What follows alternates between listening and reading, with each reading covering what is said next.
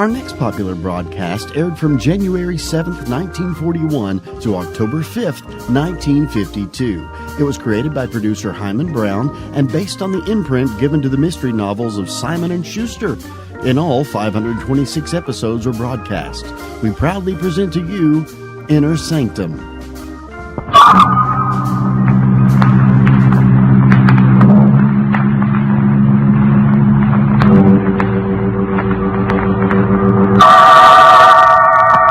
Inner Sanctum Mysteries.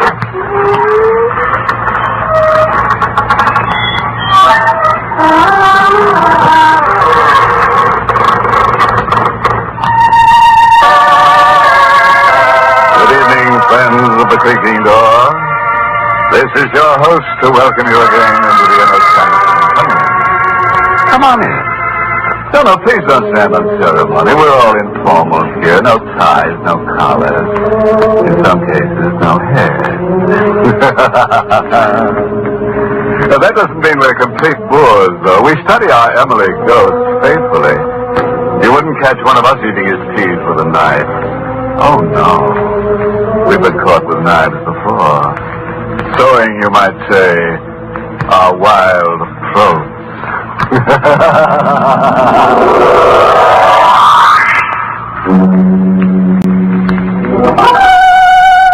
Well, the preliminaries are over. Beginning right now, things are going to happen.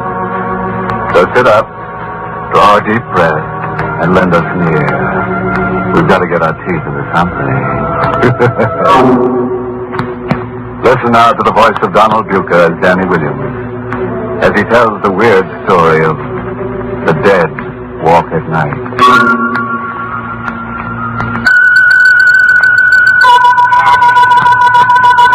Where are you? Danny!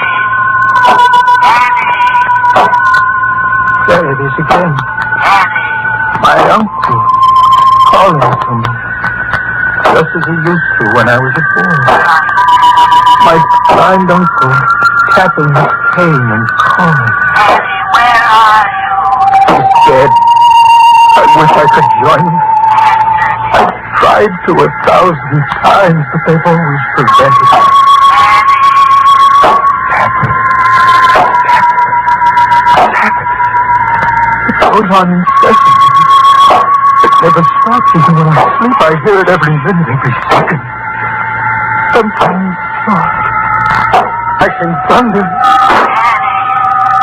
Can't you stop it? Can't you give me 1 minute's peace? Why don't you stop it, you blind old fool? Leave me alone! Haven't you done enough? Leave me alone!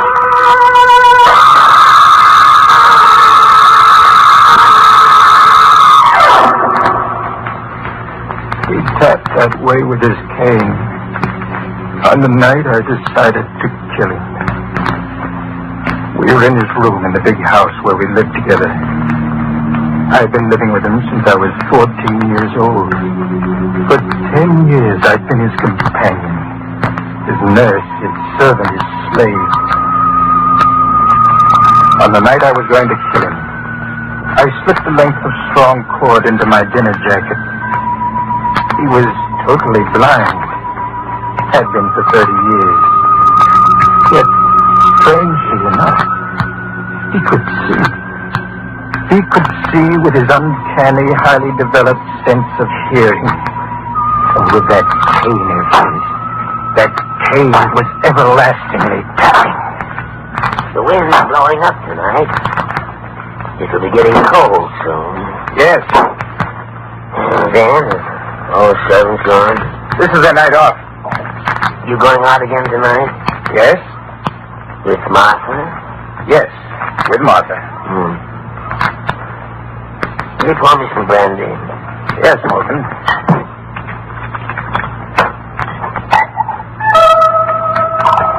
I poured out the drink. In my pocket, I felt the cord, and as I handed the drink to him, I took it out and walked behind him. Now, this was the time. I slipped the cord around his neck, twisted. It would be over soon. He said, sat there, holding the glass in one hand. I raised the cord over his head. All I had to do was drop it over his neck. Why are you standing behind me? What? How did you know? I heard you walk there. Why, Danny? I just wanted to look out of the window. One quick move, it would be over. But I didn't want to kill him, so I suddenly... I'd make a clean breast of it and give him a chance. Well, Dan, how long are you going to stand there? Morgan, there's something I want to speak to you about. Well, what is it, my boy? I want to marry Martha. I thought that was on your mind. But I need $10,000, Morgan. Will you give it to me? What are you laughing at? You. I was just waiting to see how much you'd ask for. You lied your way in pretty deeply this time, didn't you, Danny? What are you talking about? I saw what was coming. While you were in town, we had a very interesting little talk. Did you? She told me that her father's worried about her marrying a fortune hunter. Seems he's a very wealthy man. Yes, that's right. And it seems that he won't give Martha any money when she marries unless her husband is a man of some means himself. It also seems that you lied to her. You told her you're wealthy. Why? Did you tell her the truth? No. You always were an incorrigible liar. Morgan, she got the impression that I had some money because I lived in this house. And now you have to live up to that impression so you can marry her. But you'll give me the money, won't you? Why'd you lie to her? And I did it without thinking. I wanted to tell her the truth, but I couldn't. I was afraid that if she found out that I'd lied, she'd hate me. Morgan, are you going to give me the money? Danny, I'm very fond of you. I took you in to live with me when you were a poor, penniless gutter snipe. I educated and taught you to live like a gentleman. I even named you sole beneficiary of my estate. But that's why I'm asking you for the money now. If you're going to leave me all of it, why don't you give me a little of it now? Because I don't want you to marry Martha. Why not? I don't think she's the girl for you. You stupid, blind old fool. Man. Martha's the finest girl I ever met. I won't have you talking about her like this. You won't have a penny of my money to marry her. You're doing this because you want me to stay with you. Now, what are you talking about? From the very first day I came here, it's been Danny do this, Danny do that. Danny, read to me. Danny, pour me some brandy. You've made me a servant as a slave. How can you talk this way after all I've done for you? Done for me? Did you ever teach me to work? Did you ever teach me to do anything except live in luxury when I didn't have a penny to my name? You made me someone who's of no earthly good to anything or anyone except you. Well, what are you going to do about it? Leave? No. I'm not going to leave, Morgan. You are. What do you mean? I'm going to kill you. Don't be ridiculous, my boy. You'd probably make a bungling mess of it. I don't think so. You see, I planned it very carefully. Danny, if you think you can frighten me into giving you that money, you're quite mistaken. I don't intend to frighten you. I intend to murder you. You're not serious. Yes, I am, Morgan. Danny, you got up, I heard you. Yes. Now, don't lose your head. Perhaps we can come to some agreement. It's too late for that. Don't think you can stall me and then turn me over to the police. Danny, where are you? You'll know in a minute, Morgan. When you feel something on your neck. Oh! No.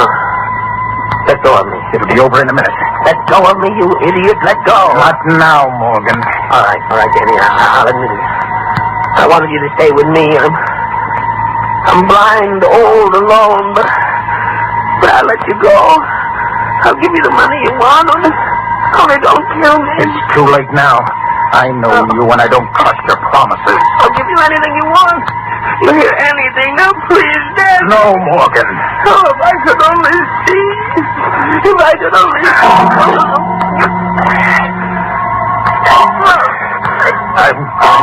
mercy, Morgan. It'll only take a few seconds, and this cord will crush the life out of you.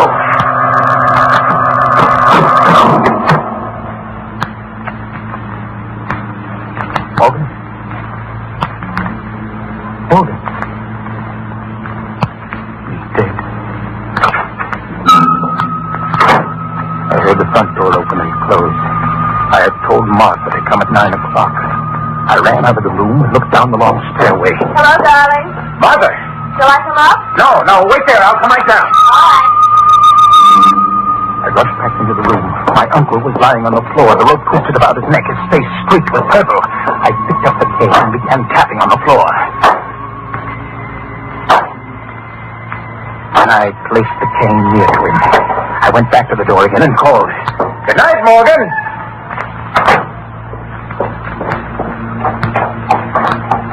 Your uncle. Oh, he's fine. I heard him tapping around up there. Yes, he likes to make a lot of noise with that cane of his. I think he gets a kick out of it.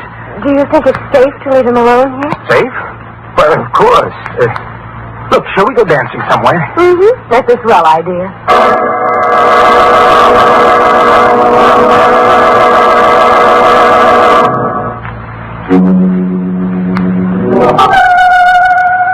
Well, friends, do you think Uncle Morgan will stay dead? Oh, you do?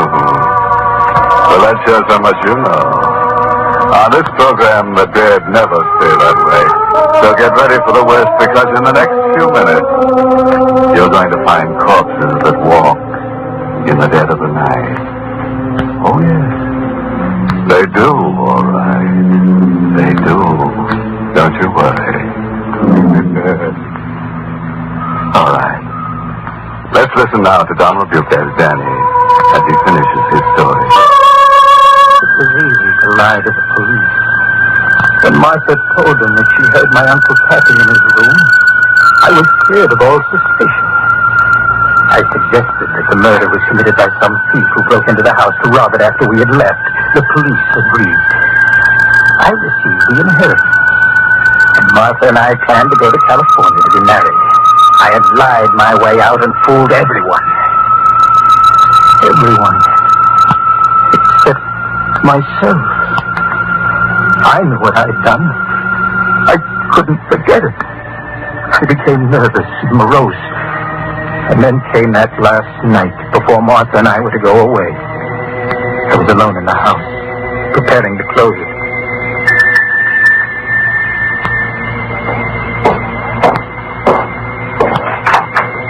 Hello, Dan. Martha. Well, it's so late I didn't expect you. I know, darling, but I was afraid to leave you alone in this huge old house. I decided to come over. Well, that's very sweet of you, darling, but there's nothing to worry about. You can't fool me. I've noticed how you were behaving these last few days. Have you? Ever since your poor uncle was killed, you haven't been quite yourself. Well, I suppose I have been a little upset. Oh, I'm glad you came, darling. Look, I can put you in the guest room next to my uncle's old room. That's the only one beside my own that hasn't been dismantled yet. Come on, I'll show you the way. All right. When we get to California and we're married, you'll forget all this. I hope so. What was that?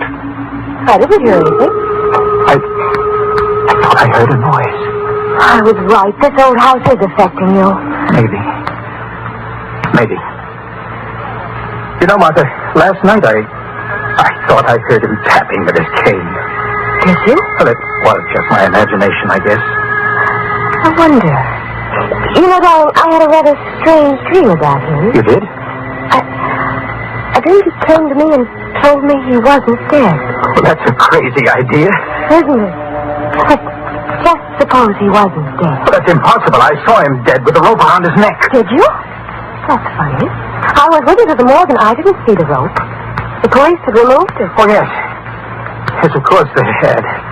But I saw those welts. It didn't take much imagination to see the rope. Oh, my poor Danny.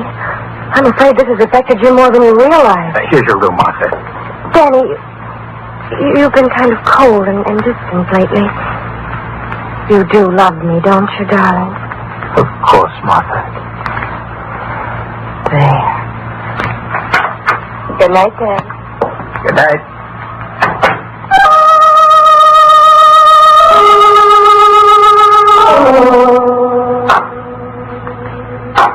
was awakened that night from a tortured sleep by a familiar sound.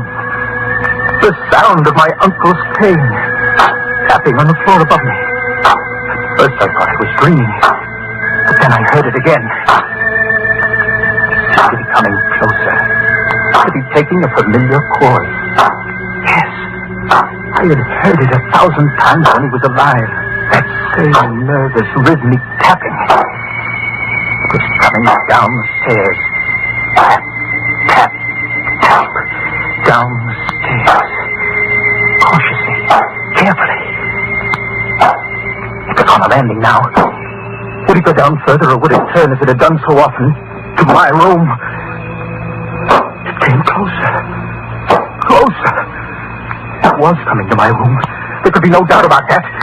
It couldn't be alive, and yet... It was knocking at the door. It took every bit of courage I had, but I went to the door and opened it.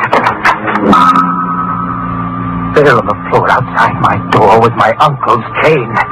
A throb of cold, icy terror shook me. I ran back into the room and, half insane with panic, I shouted, "Martha! Martha! Martha!"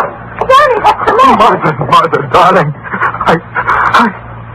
I must be going out of my mind. I saw... What did you see? That cane.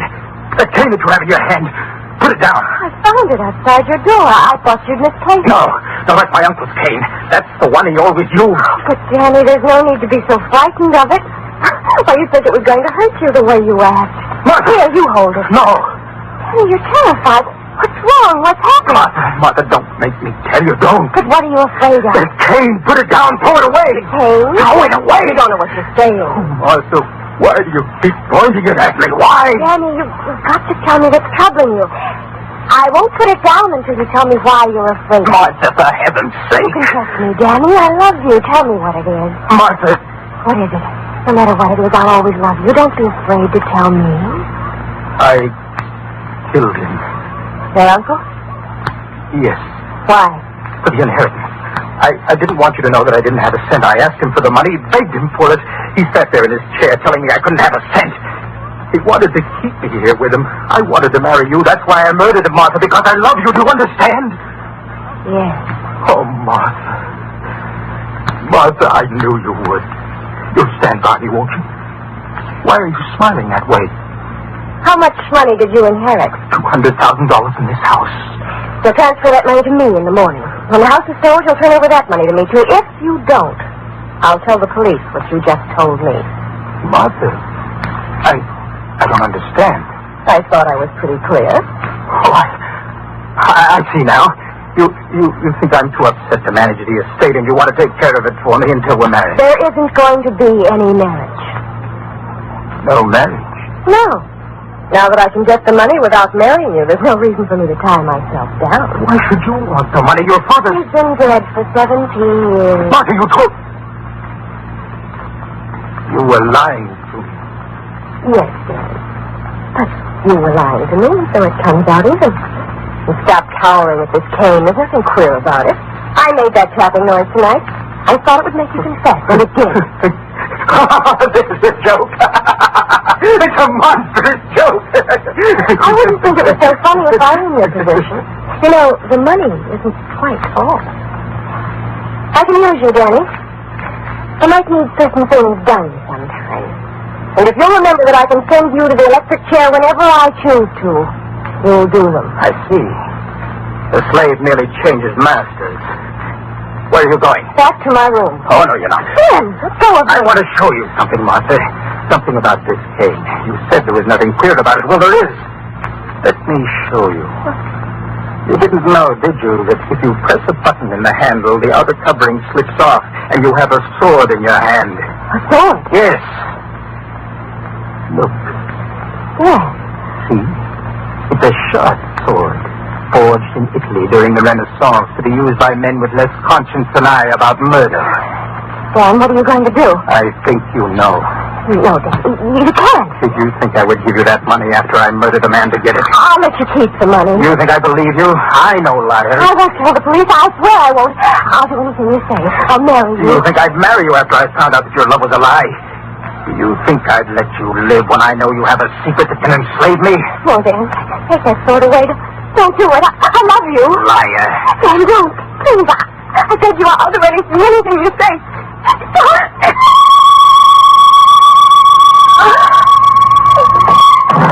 Mother!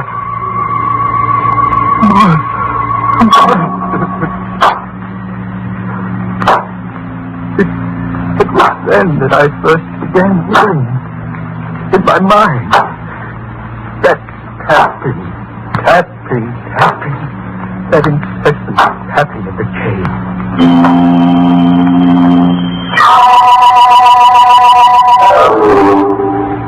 When the police came, I told them everything. They asked only one question. When did you hear this tapping in your mind? After I killed him. Well, you'll be all right after a good doctor treats you. Perhaps. Meanwhile, we'll do everything we can to find the person who killed your uncle and your sweetheart. I think it's the same man. He's probably some thief who thought he'd try a second time. But I just told you, I'm the person you want.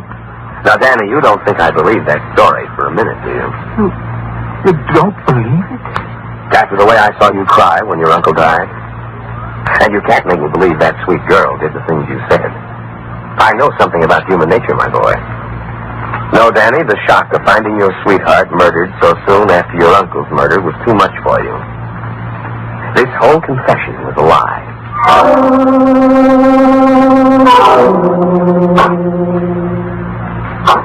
For 20 years now, I've been in this cellar state asylum waiting to die. I who told the truth because I wanted to die. For 20 years, I've been hearing that tapping day and night every second. For 20 years, I've been hearing my blind uncle call me as he used to when I was born. Dan, where are you? Why don't you come to me, Dan?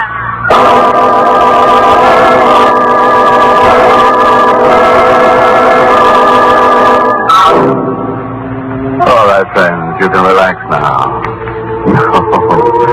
No, this isn't Danny, this is your host. Our story's over and the porters are now mopping up.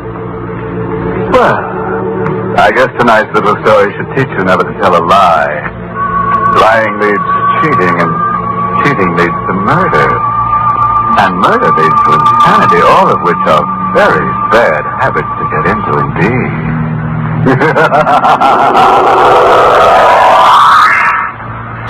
Well, friends, it's time once again to close that creaking door. Until next week at the same time, when we'll be back with a little hunk of horror. You'll be sure to listen, won't you? Until next week, then. Good night. Pleasant dreams.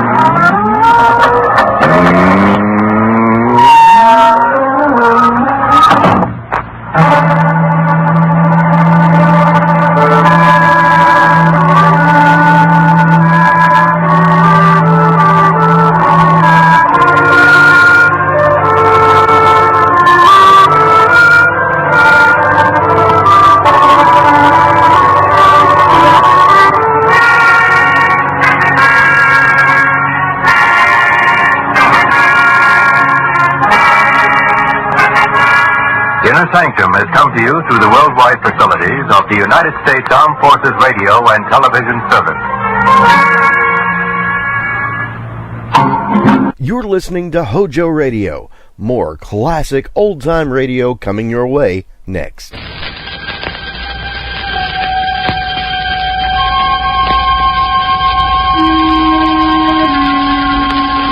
Good evening. This is Peter Lorre. Would it bore you to hear a tale of tragic murder? Are you unwilling to sit through the telling of a strange and horrible story?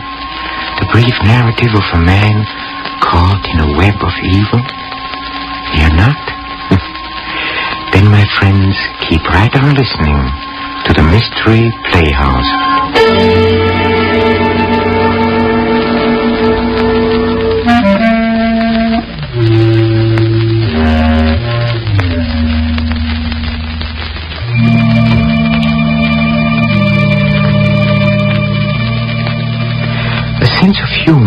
heard it said many times, is of real benefit to him who possesses one. This particular sense has come to be so generally admired that it has attained the stature of a first-class virtue. Well, the fellow whom you're about to meet, while hardly falling into the virtuous category, he does have a sense of humor. Things like murder or hate and madness, or someone telling him his mother just died, practically rose him in the aisles. He loves a good, ghoulish joke. Oh, and he loves to tell them, too. He's about to start one now. So follow me, please, to the inner sanctum and your host, Raymond.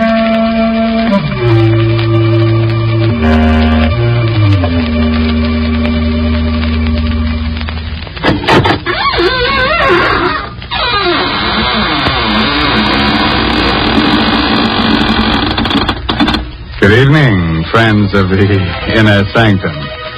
Now come in, won't you? This is your host, Raymond, again, disturbing the peace. Say, have you ever had the screaming meanies? Did you ever get an attack of the yelling and wailing jitters? You walk in your sleep? Do you ever wake in the middle of the night shrieking at the top of your lungs? Oh, you do? Well, you must be an awfully hard person to live with.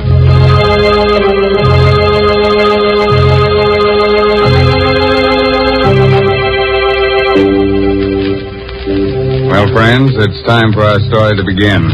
From this point on, forget everything pleasant. Get a finger ready to chew on, turn the lights down low, and listen to Peter Lorre tell you the blood-curdling tale, Death is a Joker. Come with me to the criminal courts building. A tense hush falls upon the spectators as Charles Luther takes the stand. Gentlemen of the jury, I'm accused of murder. I'm an actor, a comedian. Look at my face. Ugly, huh? Yes, so ugly that whoever looks at it laughs. I'm not telling you this to win sympathy for myself. I tell you this because it is important to your understanding the strange events that brought me to this courtroom today to plead for my life. Shortly before midnight of November 28th, I went to the apartment of my friend Robert Langwell, the famous actor and matinee artist. Charles, well, this is a surprise. Come in. Thank you. Would you like a drink? No, don't bother. I don't want anything. No? Well, here, may I take your thing? Oh, excuse me. Hello. Oh, George. Yes, I have the money for you. You'll be up? When? 20 minutes? Yes. Goodbye. George Gelvin. You know him, Charles? Yes. Rotten actor. An excellent poker player. That's right, here. Robert, before leaving the theater tonight, someone told me that you and Julie Winthrop are going to be married. Is it true? Yes, we'll be married in 2 weeks, right after my wife gets a decree in Reno. You must not marry Julie. Not marry Julie? Well, who are you to tell me what I can do? I know Julie well, and I also know you. That's why you must not marry her. Charles, it might be better for you to mind your own business. Julie and I are in love with each other. No, you're not. She's fascinated by your good looks. She's impressed by your fame, but she does not love you. Now, look here. We may be old friends, but I've stood all I'm going to. Wait a moment. I get it now. You're in love with her yourself. I'm in love with Julie. No, we are just friends. Friends? You're madly in love with her. That's why you came here tonight, isn't it? No. Friends. Stop, you're laughing. You in love with a girl like Julie. Why should my love make you laugh? Oh, so you admit it, huh? All right, I do. Why is it so funny? You think she'd have you? You, a clown, ugly, clumsy? You in love with Julie? And why not? Why not? You! Stop your laughing. Stop it. Can I? Look at yourself. Charles. Let go of me. No. You're choking. Let go. A joke, huh? Sure. A joke. Laugh. Go ahead. Laugh now. Laugh. Robert. Robert. I didn't mean it. Robert. Lord, what have I done?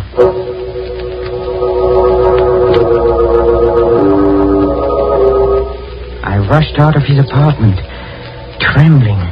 I turned my coat collar up to hide my face. The streets were crowded with people coming from the late movies and restaurants. I tried to make myself act naturally, but it was impossible. Everyone I saw, every pair of eyes that looked at me, seemed to accuse me of my crime. I stopped, waited for the light to change. Paper, mister. Morning paper. Read about the Reynolds execution. Here, let me have one. There you are. I didn't know Reynolds was to be executed tonight. Yeah, they burned him. Well, he deserved it. Murdering his friend like he did. Oh, wait a minute, mister. You forgot your change. Oh, never mind, never mind.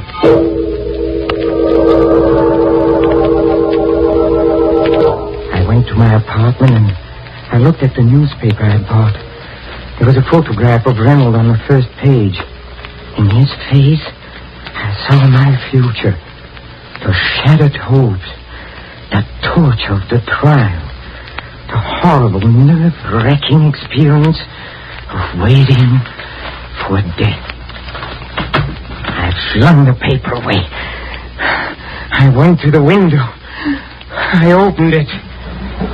I looked down 17 stories to the ground.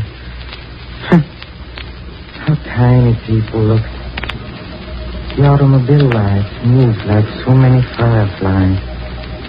I climbed out on the edge. I braced my arms. I took a deep breath. One last look. I closed my eyes and... Doorbell rang. I hesitated a moment. I decided to answer it. I closed the window, went to the door. Hello, Charles. Julie. Why did you rush away from the theater tonight? I was anxious to talk to you. Talk to me about what? I need your advice, Charles. What's wrong? Well, it's Robert. What happened? Well, nothing happened. It's just that I'm not sure I love him. I'm not sure. Yes, when I'm with him, everything seems all right. He's handsome and charming, but when I'm alone, I begin to wonder and to doubt. Why? Can't you guess why? Yes. You love someone else? Yes. Oh, who is it? You. Me? Yes, that's what I came here to tell you. That's why I don't want to marry him. Yes, I would have told you before, but I was so afraid of making a fool of myself. You didn't seem to care. I didn't care. Julie, this is crazy. I loved you from the moment I saw you. You loved me? Yes. But, darling, why didn't you tell me? Tell you? How could I? You're so young, so beautiful. And look at me. Ugly, clumsy. How could I speak to you? Oh, those words. How you look means nothing to me. Nothing? Of course not, darling. How lucky we are we found out in time. In time? In time? Oh, merciful heavens. What a joke. What a joke. Charles, what's wrong? What the tears streaming down your face. Charles, you're hysterical. Now stop it. Stop it. Stop it. Julie, something you must know. Yes, darling. Tonight I committed a murder. Murder? What are you talking about? I killed Robert. Killed Robert? Oh, out of your mind. You don't know what you're saying. But it is true. I went to his apartment and we quarreled, and I killed him. Oh, no.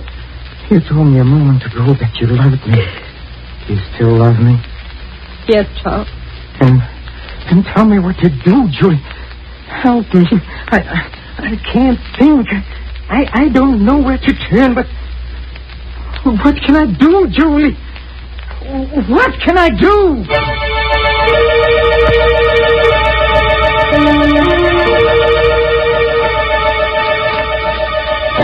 Pull yourself together, Charles. This may not be as hopeless as you think. Why? Was Robert alone in the apartment when you called? Yes. Were you seen entering or leaving? No. Are you sure? Yes, his apartment is on the second floor. I walked up and down. What time did you get there? Shortly before midnight. And what did you do before that? Went to a movie. Movie? How long did you stay there? Oh, only about 20 minutes. Do you have the ticket stub? Huh? Yes, here it is. Charles, do you realize what this means? They may never find out about you. Never find out? That's right. They won't suspect you since they can't know your motive. No one saw you enter or leave, and you have an excellent alibi. Motive? Alibi, Julie? Do you realize what they're doing? They're talking of this as if you planned this crime, as though we were criminals. But I committed a crime, yes, but I'm no criminal. I didn't mean to do it. I know, darling, I know. But you must think of your own life now. And mine. Yes, Julia. Oh, I see what you mean. I'm not a criminal, but I must play the role of a criminal now. A subtler, clever criminal who is cunning enough to escape punishment. Can I do it? Can I do it, Julia? Charles, listen to me. We must find out how much the police know. If it's hopeless and they have found out about you, then it would be best to give yourself up. But let's not make any decisions until we know. But how can we know? Did Robert expect anyone tonight? Yes, George Gelvin phoned while I was there. He said he'd be up in about 20 minutes. Then the body must have been discovered by now. Yes, I'm sure the police must be there by this time. I think that I'll go to Robert's apartment. No, Julie, no. I didn't want you to become involved. I'm already involved. If it weren't for me, this horrible thing would never have happened. The least I can do is to help you now. But Julie... Promise me you'll not leave this apartment, Charles. All right. I won't be long. Julie. Yes. If something happens, if something goes wrong and you're separated before you return, I want you to know that I don't know what to say, Julie. You don't have to say it, darling. I know what you mean. Goodbye. Goodbye. Criminal. I have to think like one, to act like one, have to be one. What question would they ask? Where were you at 12 o'clock midnight of November 28th? I was in a movie. Here's the stub. No, they can see immediately that I'm lying. My voice must not tremble. I shouldn't be so quick with the answer. Where were you at 12 midnight of November 28th? Where was I? Let me see. Well, I left the theater and I went to a movie. It was a very amusing picture. Very amusing. Can you prove what you say? Proof? Oh, I don't know.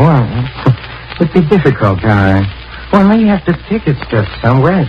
Yes, here. No, let me show it to you. Here it is. Did you ever quarrel with Robert Langwell? Quarrel with... We were friends. We played in many shows together. We were on the best of terms. That's all, Mr. Luther. You may leave now. Yes, I can plead. It is possible. I can escape punishment. Police? Can it be the police? Maybe it is Julie. Good evening, Charles. George Gelvin. I know it's rather late for an unexpected visit. Yes, it is. But this is important, Charles. A matter of life and death, you might say. What do you mean? Have you a cigarette? Huh? Yes, here. Thanks. What's the matter, Charles? Your hand's trembling. It's nothing. You don't seem to be your usual self this evening. No quips, no jokes. What's wrong? I don't always feel like joking. Yes, Charles. It's strange about human nature, isn't it? Who would have ever dreamed that tonight, a few minutes before midnight, you entered Robert Langwell's apartment, quarreled with him over Julie, and choked him to death? What are you talking about? You're an excellent actor, Charles. But you're wasting your talents on me. Save them for the footlights. Or the police? Police? Will you please tell me what all this is about? Still acting, Now look, Charles. You killed Robert shortly before midnight tonight. You are mistaken. I was in a movie at that time. So that's your alibi. Very clever. No, Charles. Either we discuss terms now, or I go to the police. Wait. How did you find out? That is my secret. What do you want? Money. All you have on hand. All you can dig up. All right. Come with me. I have some money in the bedroom. All right. Just a moment. What is the business? Yes. Why? I'm taking no chances. Let's go. All right. Well? Where's the money? Charles, stand back or I'll fire. Stand back. No! Let go of my hand. Let go. I'll twist it. I'll twist it till the gun points to your head. Charles, let go of my hand. You don't know what you're doing. Come on. Fire now. The gun will enter your brain. Fire. Charles. Fire. Charles, don't. I'll make you fire. I'll squeeze your fingers. Charles, let go. Go on. This is all a joke. I'll make you. Stop it, Charles.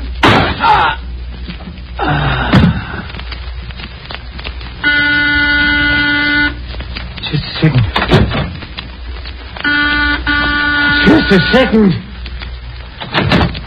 Charles. Darling, there's nothing more to worry about. Everything's all right now. We can be married and go on living and never fear anything. What makes you say that? Darling, you didn't commit a crime at all. What do you mean? Robert's alive. Alive? Yes, he's downstairs now paying the taxi. Robert is alive? Yes, I spoke to him about the marriage, and he was wonderful about the whole thing. Darling, aren't you happy? Our worries are all over. You can smile and be gay. That must be Robert now. Hello, Charles. Robert, I thought you were... Well, I'm not. But how did you see, I fainted. George Gelvin came in and brought me to. George Gelvin. Did you tell George Gelvin what happened? Yes, I did. Look here, Charles. As I told Julie, I'm willing to forget the whole thing if you are. Forget?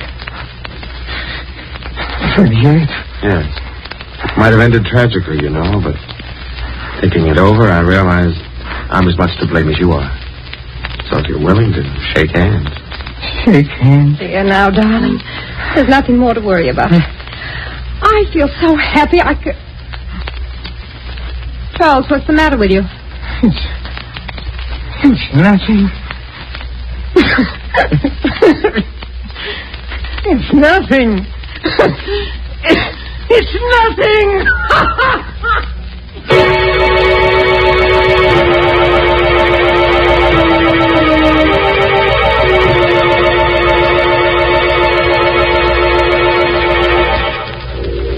Gentlemen of the jury, I became a criminal, well, because I thought I had committed a crime, and I had to think like a criminal. My motives were those of all men. I wanted happiness and wanted marriage to the woman I loved. What would you have done in my place?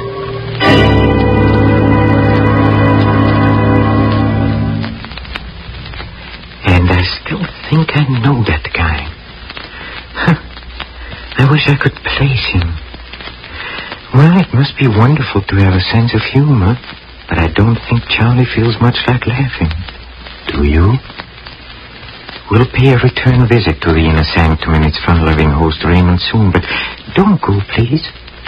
Not until we drop in at the green room, where the players are rehearsing our next performance in a mystery playhouse. Come with me, please. Come. Change the dressings at midnight and again in the morning, nurse. Yes, Doctor. Well, Doctor, what did you find? Will I be blind? Is it very bad? Now, take it easy, Mr. Denton. There's nothing to worry about. Nothing at all. You're sure? You aren't just saying that. I'm quite sure. Valerie, did you hear that? I'm not going to be blind. Valerie, where are you? Right here, darling. Did you hear? I won't be blind. Isn't that wonderful? Yes, darling, it's marvelous. You don't sound very excited. Valerie, don't you realize I'm going to see again? She doesn't sound excited because I don't want you to be excited, Mr. Denton. You've got to relax. Try to sleep. Sleep? With this ungodly pain? My eyes feel as though they were on fire. That will stop as soon as the opiate I gave you takes hold. You'll be comfortable, I'm sure. Now, good night. You're going now, Doctor? Yes, I'll look in on your husband in the morning. Stephen? Yes, Valerie? Do you mind if I step out into the corridor for a moment? But you promised not to leave me. I'm afraid, Valerie. Everything's so dark. The nurse will be here, dear, if you want anything. I just want to ask Dr. Wade some questions. Questions? But he's already told us. Yes, Stephen, I know. But I'd like to find out about the treatment and how I'm to take care of you when we get you home, you know. Just little things. All right. But hurry back. I want you near me. I will, dear. Good night, Mr. Denton. Good night, Doctor. And thank you. You're quite welcome. After you, Mrs. Denton. Thank you. I suggest we step into the consultation room across the hall. We'll have more privacy. All right. Here we are. Thank you. Well, it's been a long time, Valerie. Yes, Paul, it has. Almost 10 years, isn't it? About that. Strange that you should have called me, of all people, to treat your husband's eyes. Oh, I was panicky, Paul. I didn't know what to do. It all happened so suddenly. Stephen was working in his laboratory at the house when suddenly I heard a violent explosion. I ran in and found him clutching his eyes and screaming, "I'm blind." First thing I thought of was an ambulance. Then you... Why didn't you think of me 10 years ago? It's not fair, Paul. Was it fair to turn your back on me and then to marry a man almost twice your age? Paul, please, why bring up ancient history? It isn't ancient history to me. I've never forgotten you. Paul, about Stephen's eyes. What about them? I have a feeling that you weren't telling him the truth. You're right. Oh, you mean he's not going to regain his sight? He's going to be blind? Oh, Paul. You don't expect me to be terribly concerned, do you, Valerie? After all, he did take you away from me. Don't be vindictive, Paul. It wasn't Stephen's fault. He didn't even know of your existence. And you never told him that we were on the point of being married? No, never. It's rather ironic that we should meet again at the bedside of my rival, your husband. A man who may forever walk in darkness. Don't say that, Paul. It's horrible. But unfortunately true. A moment ago, you told me not to be vindictive. I'm not, really. But if I were, I could have my fill of vengeance if I told him about us. And then told him that he'll be blind forever. You wouldn't, Paul. Or I might take another form of revenge. I could tell you that an operation is called for. A very delicate operation. Are you trying to say that there might be a chance? Yes. But supposing I refuse to perform the operation? Paul, you're joking. You can't mean that. Perhaps not. But you call me vindictive. Suppose I operate and my scalpel slips. What if he dies? That would be murder. You're not a murderer, Paul. You wouldn't risk your professional reputation. Why must you torment me this way? You really love him, don't you? Yes, I do. Then forget the things that I've been saying. I want you to think of me as a friend. I want you to trust me. I do trust you, Paul. Thank you. Now as to the possibility of surgery. Here is the situation. The transparent film over your husband's eyes, the corneas, were burned and torn by the explosion. They've been so damaged that blindness will result, even though the eyes heal. But you think an operation would cure that? Possibly, although it's a very delicate job. The injured cornea must be peeled away and replaced by a fresh, healthy one. Where can you get healthy corneas? From the eyes of the dead. Oh. It isn't quite as horrible as it sounds, Valerie. You know, dying people often will their eyes for just this purpose. We maintain what we call a corneal bank. It's much the same as a blood bank, only but there's this difference. Corneal tissue can't be stored more than 48 hours. It must be fresh, or it's no good. You have some available in the bank? No, that's the trouble. I'm afraid we haven't. But there's got to be some, Paul. I don't know where, Valerie. Unless... Unless what? I was just thinking. Last night, one of the interns asked me to look at a charity case that puzzled him. The patient is a Hindu or a Persian named Chandra. He lives in a dirty little shack near the waterfront. Yes, Paul. I stopped by and examined him. I found an incurable condition. There's no way to save him. He won't live more than a day or two, but his eyes are healthy. You mean you think he might... I don't know. You'd have to have his consent, of course. Take me to him, Paul. I'm sure I can make him understand. Oh, it may not be so easy, Valerie. He's a strange person. A mystic and a spiritualist. Let me try. Just take me to him. All right. We can go there now.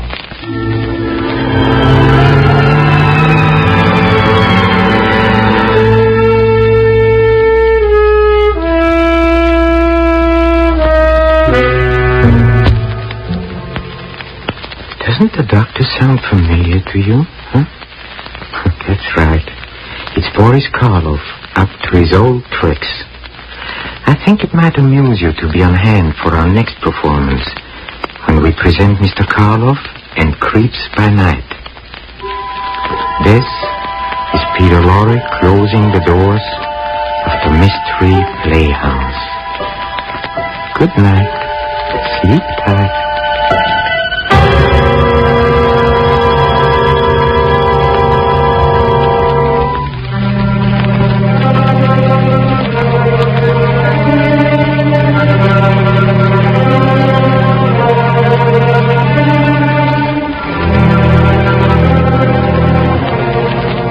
This is the Armed Forces Radio Service.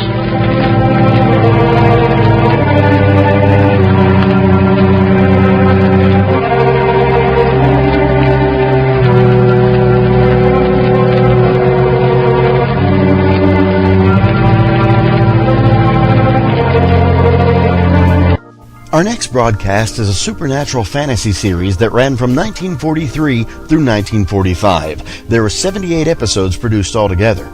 The show's strength was stories from famous writers of the two genres, including Robert Louis Stevenson, Victor Hugo, Edgar Allan Poe, and even Charles Dickens.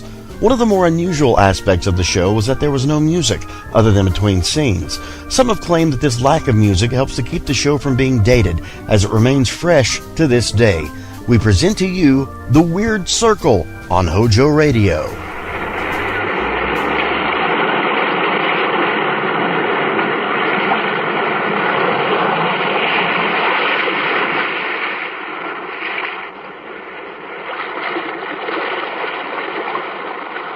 The Weird Circle. In this cave by the restless sea, we are met to call from out of the past stories, strange and weird. Bellkeeper, toll the bell, so that all may know we are gathered again in the Weird Circle.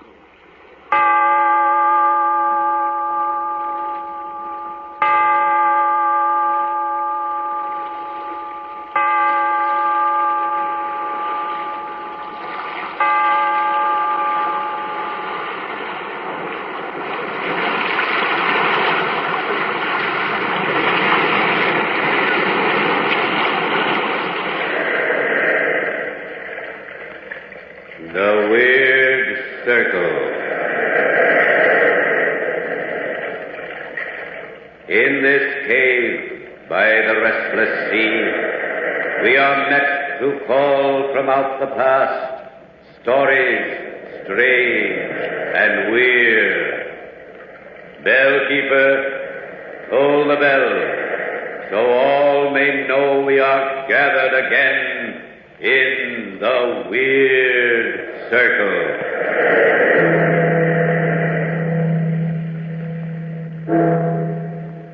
Once again, it's Weird Circle time at the Ogden's Playhouse.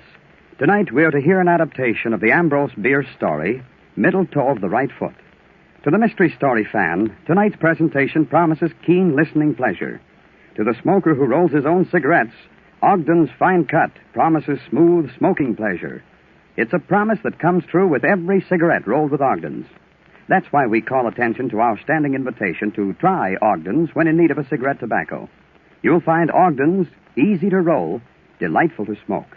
Yes, easy to roll, delightful to smoke. And now the Ambrose Bierce story, The Middle Toe of the Right Foot.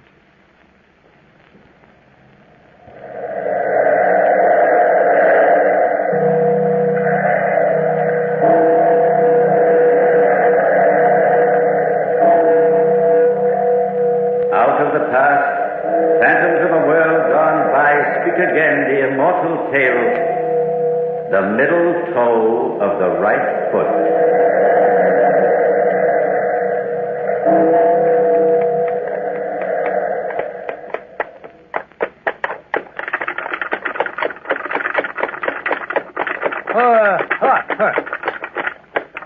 Well, there it is. So that's the old Manton place, eh? Mm-hmm. Certainly a run-down farm.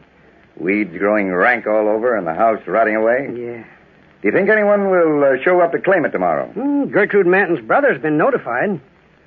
That house has been empty now for 10 years. Do you think Manton will show up? I wish he would. Manton killed his wife and children there.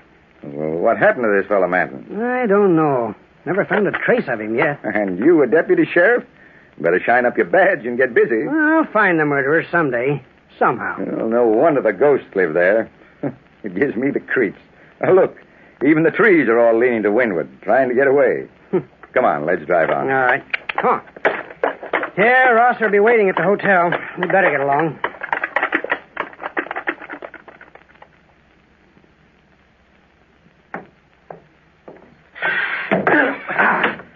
Why don't you look where you're going? Why, I'm sorry. I was only... Get out of my way. Some people are the clumsiest. Clerk. Good day, sir. I want a room. Yes, sir. Gladly. Will you sign the register?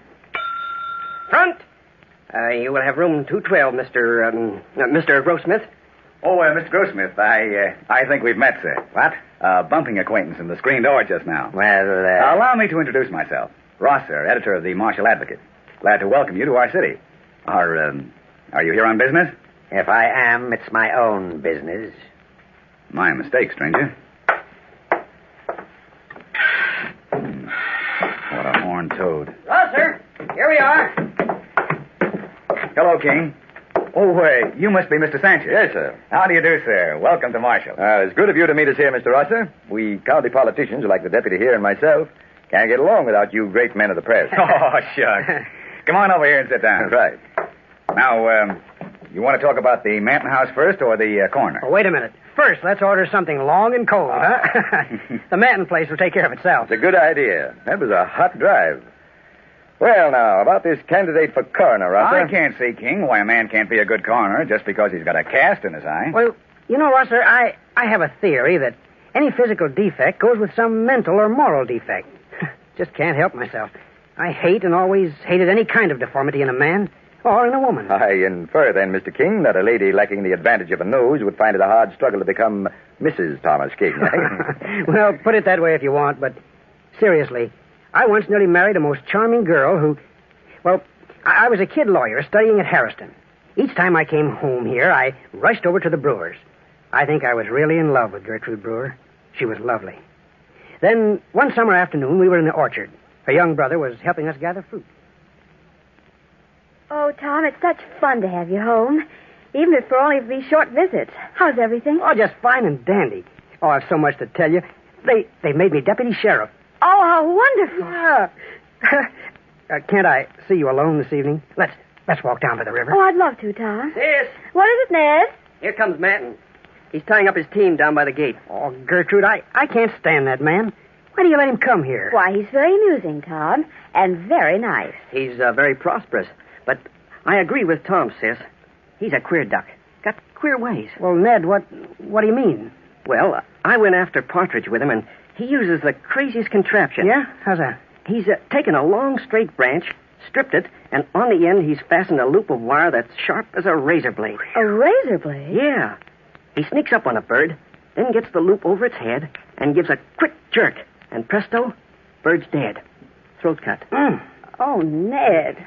Why does he do that? Well, there's no shot to scare other birds. Well, that's true, and a good idea if you want slaughter instead of sport. And when he's doing it, Tom, his eyes look so queer. Oh, Ned, here he comes. But I'll see you alone tonight, won't I, Gertrude, dear? Yes, Tom, of course. Afternoon, Miss Gertrude. Hello, Mr. Manton. Just thought I'd stop by to see the prettiest peach in the county. Oh. Hello, Ned, my boy. Howdy, Mr. Manton. Why, Mr. Manton, look. Your hands are stained. Oh, well, I'm sorry, Miss Gertrude. I've been doing a pretty job of butchering. Finest calves you ever saw. Oh. This is our friend, Tom King. He's been made deputy sheriff. Oh, good old law and order. Well, howdy. Don't you ever take your cattle to market on the hoof? Oh, prefer it my way. Besides, make that tenderer, whiter veal. Well, young woman, you look mighty near perfect today. Mighty near? I think Gertrude looks perfect always. Well said, young sheriff.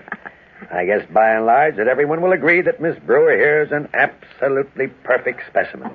No flaws, no faults. Now stop it, both of you. Well, as her brother, I'll say she's easy on the eyes. But a perfect specimen? Ha. No, she isn't. Now, Ned, behave. Ned, what are you talking about? Yeah, you tell him, sis. Oh, the boy's crazy. What's he driving at? Well, it's all so silly.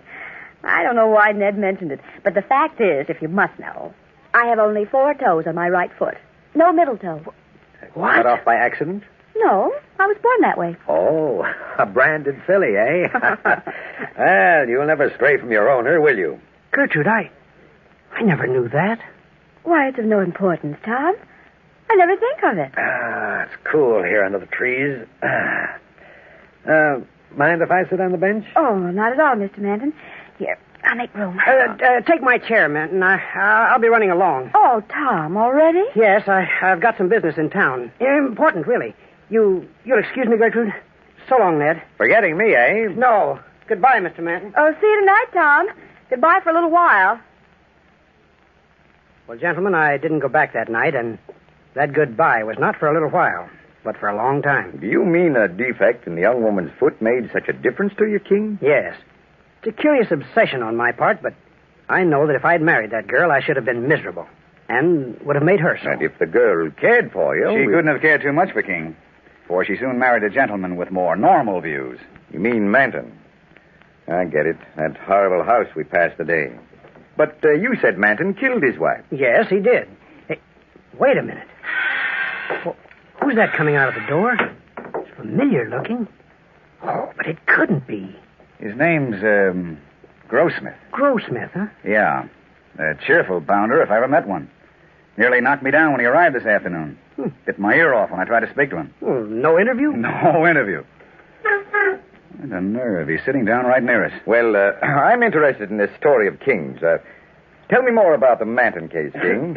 Your friend seems to be choking. Let him choke. Go on, King. Well, there's not much more to tell. I spent several years in the county seat before I came back here. The next time I saw Gertrude Manton was one day 10 years ago. I was in my office when I heard a knock on the door. Come in. Tom, it's I, Gertrude Brewer. Gertrude Manton. Gertrude! Oh, it's good to see you again. Why, you look... Don't try to be polite. I look old and tired and scared. And I am. Oh, what is it? Here, sit down and tell me. Tell me how I can help you. Will you help? Ned's away and I'm in such trouble. Well, I've heard gossip that things aren't going so well at the farm. They're not. It's awful. There are no more cattle. No more cattle? Well, in heaven's name, why? My husband killed them all. He cuts their throats. Oh. It's just sort of a passion with him. There were no more calves, so he killed our bull. Then he started on the cows. Our lovely, gentle cows. Every so often, my husband's eyes get a strange, glassy look in them. He whets his slaughtering knife and sort of fingers it with an awful smile on his lips. Tommy's crazy. He ought to be put away, but what must I do? Oh, now, Gertrude, dear, of course I'll help you. Take it easy. Now, don't cry. I won't, but Tom, he cut the throat of our last cow yesterday. I'm so frightened. It's having a terrible effect on the children. Now, see here. Everything will come out all right. Please stop crying. I'm going to get Dr. Carter, and we'll drive out first thing in the morning. You will? Yes. Oh, that's wonderful. I won't be afraid anymore. Thank you, Tom. Well, see you tomorrow morning, then. Goodbye.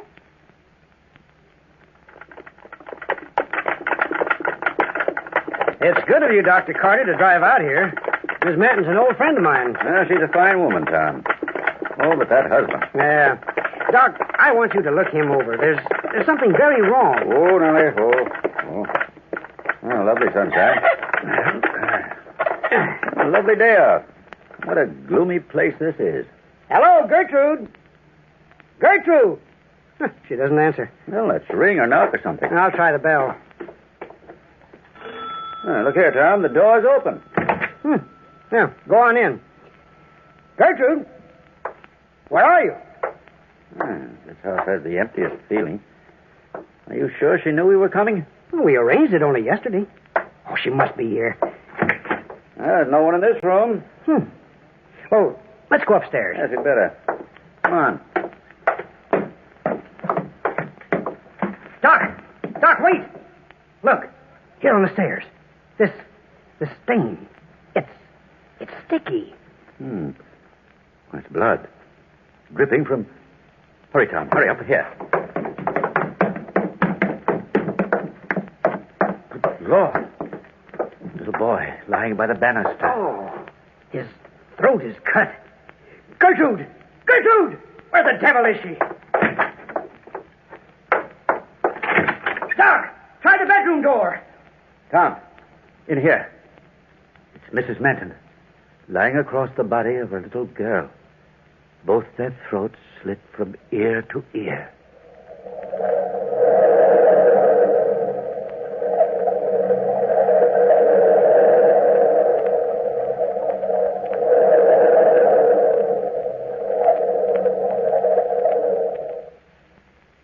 As tonight's Weird Circle tale unfolds, many of you will note a familiar ring to the style of plot structure used by the master storyteller Ambrose Bierce, the incisive, racy style of the modern writer. Written before the First Great War, the middle toe of the right foot still carries the modern touch. In short, the works of good writers live on through the years. It's the same with Ogden's fine-cut tobacco. A long time back, when Ogden's first came into prominence as the top choice of roll-your-own cigarette fans, smokers were talking about and praising Ogden's. Today, just as then, Ogden's remains the popular choice of Canadian roll-your-own cigarette smokers, a fact that can be attributed only to unvarying excellence right down through the years. Try Ogden's for real smoking enjoyment. You'll agree Ogden's is easy to roll, delightful to smoke.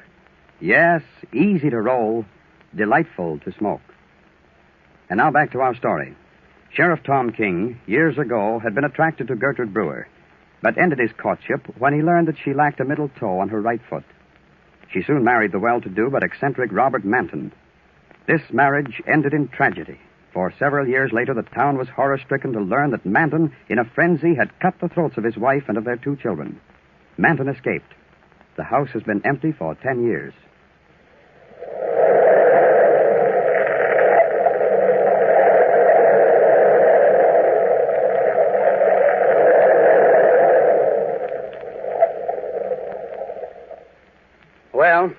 That's the story of the Manson murders.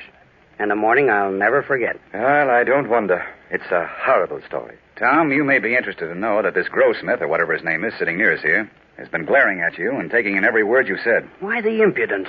What do you think we ought to do about it? That's easy. Sir, I think it would be better if you'd remove yourself to the other end of the veranda. You are evidently not used to the company of gentlemen. I'll not be spoken to that way. Why, you ill-bred lout. You've listened to every word we've been saying. Now, easy, Rosser. You're a bit hasty and unjust. This gentleman's done nothing to deserve such language. I'll not take back a word. This man's been annoying me all day. Hold that tongue of yours, sir, and I'll cut it out. You will you?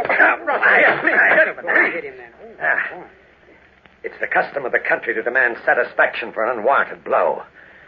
I now demand it of you. I'll give it gladly. I have no acquaintance in this place. Perhaps you, sir, will be kind enough to represent me in this matter. You mean me? Well, I don't especially like your manner or your manners, but I suppose I shall have to consent. My name is Sancher. Yours is Grossmith, I believe. Yes. Thank you, Mr. Sancher. And you, King, will act for me, of course. What's the matter? What are you staring at? He's looking at me, and I find it most objectionable. Why do you look at me like that, Mr. King? I find you very interesting, sir. You're giving me an idea. Oh, I've had quite enough of this. Get on with the arrangements, Mr. Sancher. Very well, sir. I'll toss a coin. As challenger, Mr. Grossmith has first call. If he wins, he may choose either the weapons to be used or the spot where the affair is to take place. Right. Satisfactory, gentlemen? Toss the coin. Here goes. What do you say, Grossmith? Heads. Heads it is. Then I've got my choice of weapons. Yes. What do you want, guns? Certainly not. Knives. Bowie knives, and I insist that it be a duel in the dark with knives. Knives? I thought so. You like knives, don't you, Mr. Grossmith? Now, hold it, Tom. It's up to Rosser to say where this duel's to be. Well, I'll speak for you, Rosser. As your second, it is my privilege to make the arrangements. All right with me, King. Well, then, gentlemen, meet me here in 3 hours. Right. It'll be dark then, and I shall drive you to the place I have chosen for this strange encounter. Mr. Sancher, I depend on you to buy the longest knives you can find in this town. I'll be here at 9 o'clock. But for now, I've had enough of you gentlemen's company.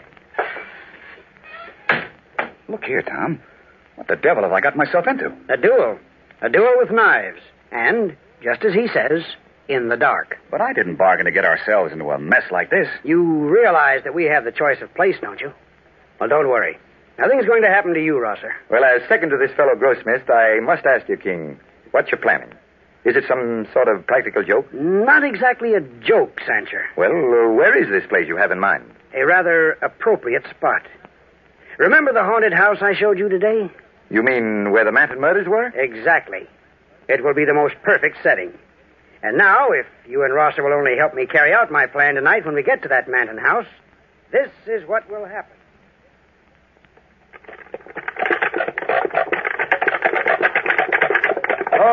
Go up. All right, here we are. Come on. Get out, Grossmith. This is the place. What are you waiting for? By heaven, this is a trick. Well, of course, Mr. Grossmith, if you're afraid of spooks, why... I'm afraid of nothing. I'm coming. The choice of place for this duel was ours, Mr. Grossmith, and we have chosen this house. Go in, please. Boy, it's dark as Hades. Well, here, wait a minute. I got a candle. I'll light it. There. That's better. Now, here's the room. The dust is a foot thick. Yeah, these infernal cobwebs. They're like rotting cheesecloth. Come, gentlemen, I'll hold the candle high so you can look into the room. It is large and square, as you see. No fireplace, no furniture. Only this door and 2 windows, which are boarded up. It will be utterly dark. Mr. Sancher, is everything all right? I think the gentlemen should remove their hats, coats, and vests. All right, but I don't see the sense to it. Shall we leave them here in the passage? Yes. Very well. And now, gentlemen, here are the knives. They are exactly alike. You may examine them by the candlelight, and while you do so, I shall search you, Mr. Rosser. Nothing. Now, let me hold the candle, King, while you search my principal. Right. Mm-hmm. Well, I'm satisfied. Well, Sancher, I think we're ready. If it is agreeable to you, Mr. Grossmith, will you place yourself in that corner, the one farthest from this doorway? Well, I can't see a thing. Feel your way along the wall. And now, Rosser, you here in this corner nearest the door. Right. Now, gentlemen, you are both in position. Remember, you are not to start fighting or move until you hear the closing of the outer door. I shall now blow out the candle. There's the darkness you asked for, Grossmith. We leave you now. Good luck, Rosser. Goodbye, Mr. Grossmith. Are you with us, Rosser? Right behind you. Then here goes the outer door. All right, Rosser. Come out of that corner. My knife is waiting for you. My knife. I love a knife. I'll carve you up, you blackguard. Well, why don't you say something? Rosser, where are you? Come out of that corner. Very well, I'll get you. You sniveling fool, are you afraid? Oh, a corner. But I'm getting nearer to you, Rosser. Why don't you move? The door. Now. There's no one here. Rosser, where are you? I'll get you.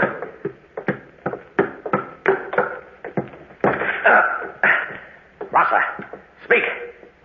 And I can't hear a thing. No footsteps. He's not in here. By heaven, I've been tricked. I'm alone. Alone in this house. What's that? Oh, I'm cold. It's getting cold in here. Oh, that glow of light. Well, who's there? No! You! Not you! Not all three of you. No. Oh, go away from me. Stop! Don't come any nearer! No!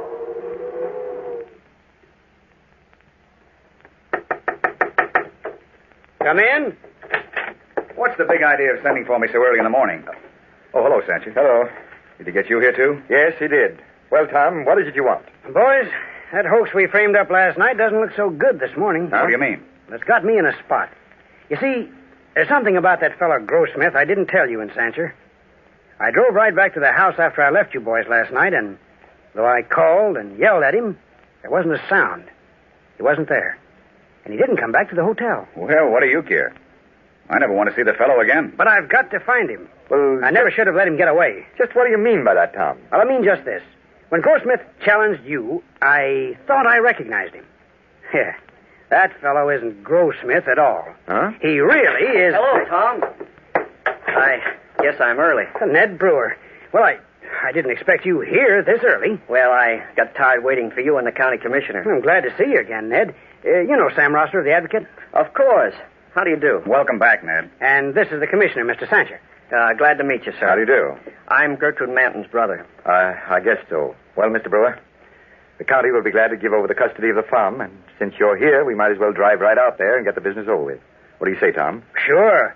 I'd like it mighty well if Rosser here came along as a witness. Well, why not? Of course. Make a good feature story for my paper. But I bet it'll bring back powerful, unpleasant memories to you, Brewer, to see that Manton place again. I wish I didn't have to come out here. This place drives me crazy. Such ghastly recollections. I can't ever forget that day. No, nor can I, Ned. It was stark horror. Unbelievable. Poor Gertrude. What happens now, Mr. Sancher? Well, we wait here till noon. It's nearly that now. Good. And then, if no other claimant puts in an appearance, the state law says I hand the custody of the place over to you as the rightful heir. I don't know what I'll do with the place. I certainly never want to see it again. Well, let's go inside. The door's unlocked. Well, there's nothing here for anyone to take anyway. Gloomy, isn't it? What a ghostly effect, that light filtering down from the upstairs windows. I remember this room to the right here. I thought so. It's empty. Wait. Come here, quick. Huh? What? What is it? What's in that far corner? I think it's a man. It must be Grossman. Hey, you! Hey, Tom, wait. This man's dead. Stone dead. Why, he can't be. Rosser, kick out some of those boards so we can get some light in here. Right. I'll help you, Russell. All right. There. He's been dead for some time. He's rigid. There's his knife on the floor. But there's no blood on it. Look at his hands. Palms out and those claw-like fingers shielding his face. There's not a mark on him. See if you can help me lower his arm. Certainly. There. Look at those wild, staring eyes and that half-open mouth. Can you figure out why he died, Tom? This man died of sheer terror. Don't you agree, Ned? What? Why, Ned, what's the matter? By heaven, Tom. It's Manton. Look, you saw him once at our place, didn't you? Yes, but he wore a beard then and long hair. But you're right. This is Manton. Manton? Grossmith was Manton? Tom, Brewer, do you see what I think I see in the thick dust? Where? What? There on the floor. Leading from the door straight across the room to within a yard of Manton's body. Footprints. Bare feet. 3 parallel lines of them. This is awful. A woman's footprints in the center, and on either side, the marks of children's feet. Look at that. This nearest print of the woman's foot. The middle toe is missing. The middle toe of the right foot. Gertrude. My sister Gertrude.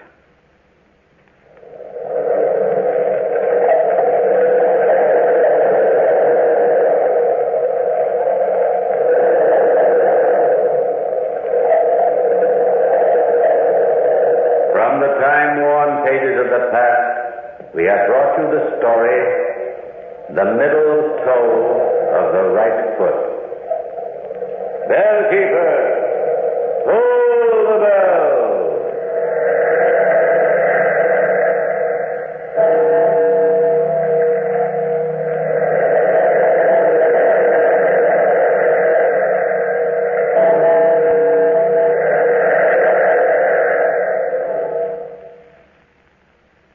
Tonight's presentation brings to a close the present series of Weird Circle stories at the Ogden's Playhouse.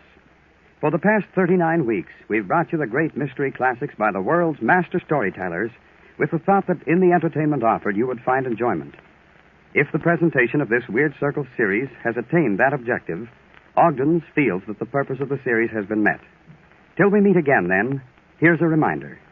Try Ogden's Fine Cut Tobacco. You'll find Ogden's easy to roll, delightful to smoke. Yes, easy to roll, delightful to smoke.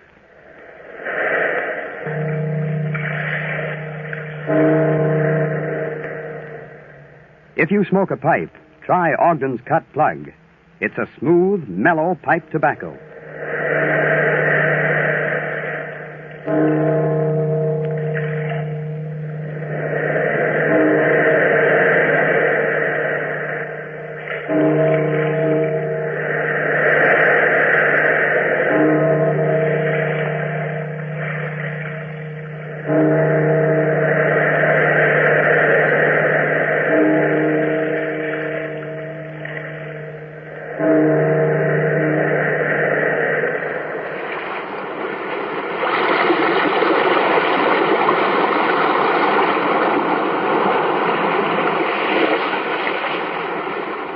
From the time-worn pages of the past, we have heard another immortal tale in The Weird Circle. Bellkeeper, toll the bell. Be here in this lonely cave by the restless sea once again next time for another immortal tale in The Weird Circle. You're listening to HOJO Radio. Stay tuned.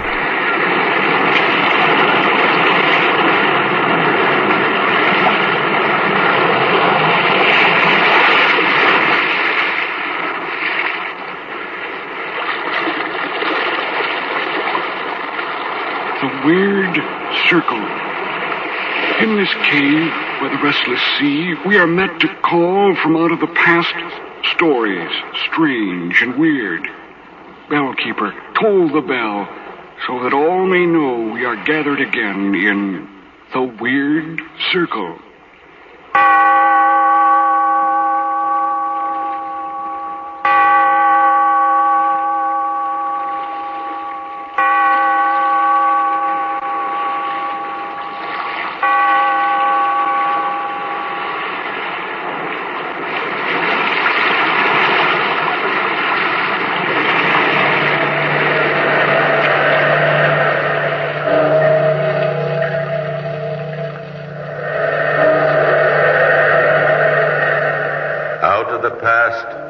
legends of a world gone by speak again the immortal tale, the Phantom Picture.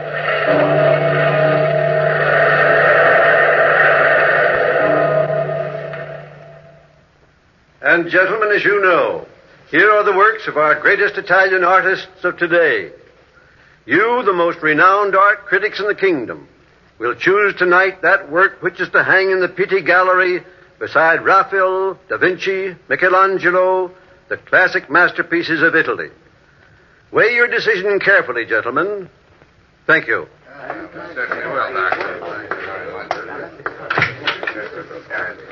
Hello, you wanted to see me? Yes, Dr. Gano. Please close the door. Yes, but what... Hurry, please. See, here, stop pushing. What's wrong with you? Who's out there? Is someone following you? No. Well, then why do you keep looking back over your shoulder? Oh, that. I have a painting. Oh, see here, now stop this foolishness. If you're hungry, go to the kitchen. And if it's money you want, here's a sum to buy you lodging. I must get back to my guests. No, wait, please. I haven't time. The whole kingdom awaits the decision of those critics in there. The choice of the painting which will hang in the gallery beside the masters is being made by them. Paintings. Masters. They call that art? They don't know what real art is. Here, look at... Oh, really now? This is no amateur competition. Amateur. See here, who are you? And why do you keep looking out of that window? Is this a stolen canvas? No, it's mine. You don't know me, do you? But maybe you will when you see my painting. Watch closely now. There. Oh. Now do you know me? Take a good look. What is it? Study it. Can it be?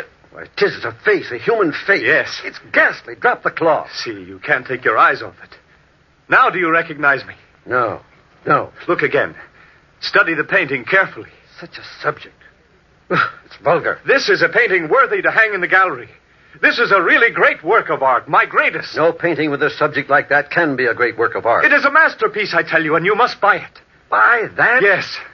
Why, you're positively mad. Why, I can't buy that. It's too frightful. You must. I need the money, Dr. Gano, now, tonight. You're the only one can help me. But No, wait. Before you answer, I must tell you all this. It's driving me mad. I must tell someone. I'm hunted, traveling by night, sleeping in haystacks in the hills by day, foraging for food up in the mountains, not daring to risk showing myself in town. And all the time haunted by this face you see here, hours on end. Waking up at night to see it staring at me. Seeing it in the food I eat. I tell you, it's driving me insane, I tell you. Long ago, though, when I left Naples, it was midsummer then, when I stowed away on a bark in Naples Harbor. Little did I realize then what the future held for me. Yes, and of the new life which awaited me in Genoa. Oh, bravo. That is the exact likeness of the organ grinder, to the very last hair of his mustachio. Oh, Signore, you have great talent. Oh, not yet. Well, I wouldn't be painting on sidewalks for my bread and meat, but I shall be great someday. Someday you shall, if you receive the proper training. When I can afford it, I shall seek a great artist to teach me. But why pay for your training? I will teach you for nothing. You? And who are you? Oh, look closely, my boy. Don't you recognize me? Are you... Is it possible you are Pasquale, the celebrated portrait painter? None other. And you will teach me for nothing? Oh, how can I ever thank you? Oh, don't. Come along now. Where to? To my studio, of course. You are a pupil of mine. Come along. It's not far. A simple but comfortable place on the edge of the city. Away from all the noise and confusion. Away from colonnades and mammoth terraces. Where a man can really work. Oh, I still don't understand why you're doing this. Well, it's really very simple. I'm an old man now. Old and famous. And I have more orders for work than I can possibly take care of. It's about time I hired an assistant. You mean I am a lot of hard work. You see, my heart is not what it should be. I can't work like I used to. Yes, you'll have to work hard. Oh, I can do that all right. Just think, a chance to study under the great... Don't forget, though, I shall use you to good end. Yes, you look like a clean-cut young fellow. Maybe you will have a good influence on my son, Filippo. He's 19. About your age, I would say, and a thoroughgoing rascal. Your industry will set him a good example, I hope. I shall do my best, sir. And then, too, before long, you may meet my daughter, Bianca, when she returns from the seminary. Oh, come along. Come along or we shall be late for dinner. Oh, Ottavio. Yes? Come here for a moment. Oh, good morning, Pascal. Oh, you're looking better this morning. Oh, and I feel better after that last attack. What did the doctor say? I must take it easy, that's all. Heart won't stand excitement. Oh, how is that portrait for the depressed family coming? Oh, it's almost finished. Another 5 hours, perhaps. Well, let it be for now. I have a rush portrait to do for Gaetanos to hang in the palace at the Strada Balbi. You get on it right away. Bianca will sit for you. Did you read it away? Where is she, anyway? Oh, she's out picking flowers, I suppose. That's all she seems to do since she came back from the seminary. That and read books. Oh, she has the soul of a poet. Besides, the walks in the fresh air are good for her. Oh, so you like her, don't you? Well, sir, you'll have to admit she is very beautiful. Oh, I am willing to say she is. After all, I am her father. But it's good to have other people agree with me, especially young, handsome men. Oh, yes, she is a good girl. I'm proud to be her father. I wish I could say the same about Filippo. Oh, Pasquale, you mustn't say that. But it is the truth. He came home drunk again last night. Lost some more money at gambling. That just doesn't seem to be anything we can do with him, does there? Oh, I'm sorry, sir. Oh, there, it's all right. You've tried your best. You run along now and find Bianca. And be sure to keep your mind on the painting. Yes, but you are already famous, Pasquale. Must you accept another commission? Oh, one does not do murals in the Vatican every day, Ottavio. Nor have pictures hung in St. Peter's. And besides, we are in sad financial straits at the moment. Oh, Pasquale, why didn't you tell me? What? No, it's Filippo. Came home drunk again last night. Oh, and another spree. This time he sold all the paintings in the studio. All of them? Yes, debts. He'll have us all beggars with his high life. Well, Pasquale, I have never told you, but I have been sending some of my work out to Florence under an assumed name, of course. I took the name of Katya. Ottavio. Well, I have a little something saved, and you know how I feel toward Bianca. If you would... Oh, no, I would not think of it. I'll put a stop to this once for all, even if I must have my own son jailed. And you're sure you want me to make the trip? Oh, yes, indeed. You should complete the plans and estimates and be back from Rome within 2 weeks. And then when it's all settled, we'll tell Bianca. What about Filippo? Don't you think... No. You get started. I can handle him myself. Yeah, there he is coming up the walk now. Oh, I wish my health permitted me to go with you. But remember, the painting for St. Peter's should be similar to my Madonna, which hangs in the Church of the Annunziata here in Genoa. I won't forget. Say goodbye to Bianca for me. Yes, I shall. Goodbye to you. Now, a safe journey and hurry back. I tell you, Filippo, this is the last straw. If you don't get the money back for those paintings, I shall turn you over to the police. You wouldn't dare. Oh, yes, I would, and I'm going to. No, you won't. That would cause a scandal, and you're too famous to want that. You have been using my good name all your life to run up debts, leading a wild life. Haven't you any sense of dignity? Why don't you earn your own way? You're a healthy young man. You're an old fool to think I would do that. Filippo, I'm still your father. You're still an old fool. I don't mind the life I lead so long as I don't have to work for a living. My own son. I could kill you with my own bare hands for talking like that. Father, stand back. What are you going to do? My own Get back. son. Get back. Let me go. Let me go, I tell you. Let me go. Try to attack me, will you? That ought to show you. Father, get up. Father.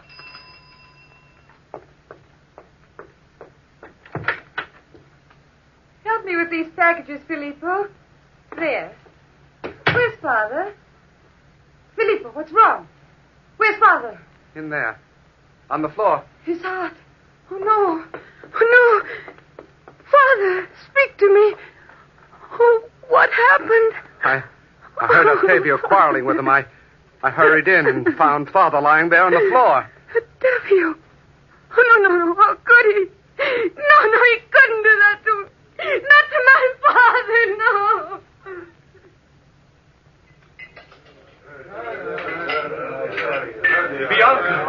Bianca, I searched all over Genoa for you. It's you.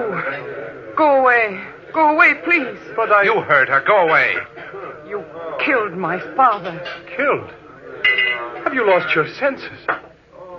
Your father dead? Yes. I don't believe it. Filippo, say it's not true. It's true enough. He died of a heart attack after you quarreled with him. After I quarreled with him? Oh, don't act so surprised. Go away now. Can't you see Bianca wants nothing more to do with you? Bianca, look at me. You don't believe that I killed your father? Yes, I do. And my heart, here, it's dead. No, don't say that. It can't be true. You don't really believe it. I have nothing more to say to you. Now will you leave? Nothing more to say. You, Filippo. You're responsible for all this. You and your lies. Yes, you even told me you knew nothing of Bianca's whereabouts when I met you on the street. If I hadn't followed you here, I might never have seen Bianca. No, I wouldn't have seen her. You and your lies. Your lies. Octavio, no. No, put down that knife. Lies, all of it. No, don't. Help! Help! That will close your lying mouth. There. Choke those lying words. Put down that knife. Octavio, stop it. Oh, no. Dead. You've killed him. Flee. Get out of here. You've killed him. His face staring at you. Yes, at you. Out the door, quickly.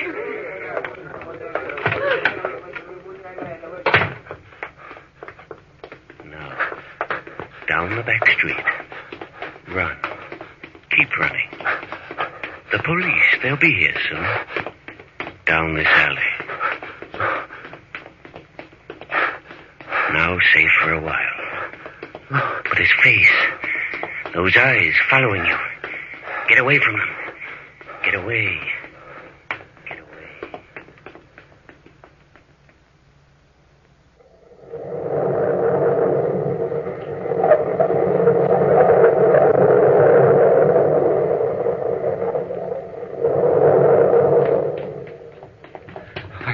I want a room for the night. All right, sir. We have one left on the third floor. Does it face the street? Yes, the corner room. Did you want one facing the court? No. I can't stand to be hemmed in.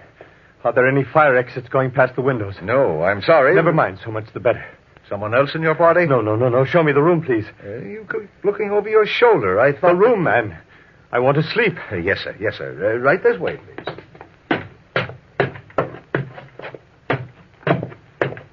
Here it is. Thank you. It's a very comfortable room. Now, if you want anything, just ring. Oh. No. Why? What is it, sir? What's wrong? It's nothing. I thought I saw someone. Oh, why do you draw the curtains? I don't like to have people looking in my windows. But you're on the third floor, and across the street there, those are business houses. You say there are no fire exits outside the window? No, none at all. That will be all. Such a clear night, you really need some air, and such a beautifully full moon. I'll look after my own health if you don't mind. I said that will be all. I'm sorry, sir. Good night. Oh, just a minute, sir. How far are we from the center of town? 6 miles. The Apennines are that way to the west. We're on the outskirts of Genoa here. Thank you. Good night. You want to be called in the morning? No. I'll be up early. Very well, sir. Good night. At last. Alone in this room. I'm safe here. The police will search. They will not know who killed Filippo. They will not know unless... Bianca will tell. You didn't think of that, did you? You must leave. You must get out of Genoa. Now. At once. Yes. Now at once I must. Back to the mountains. I'll be free in the mountains. And the face, it cannot follow me there. No, it cannot follow me there.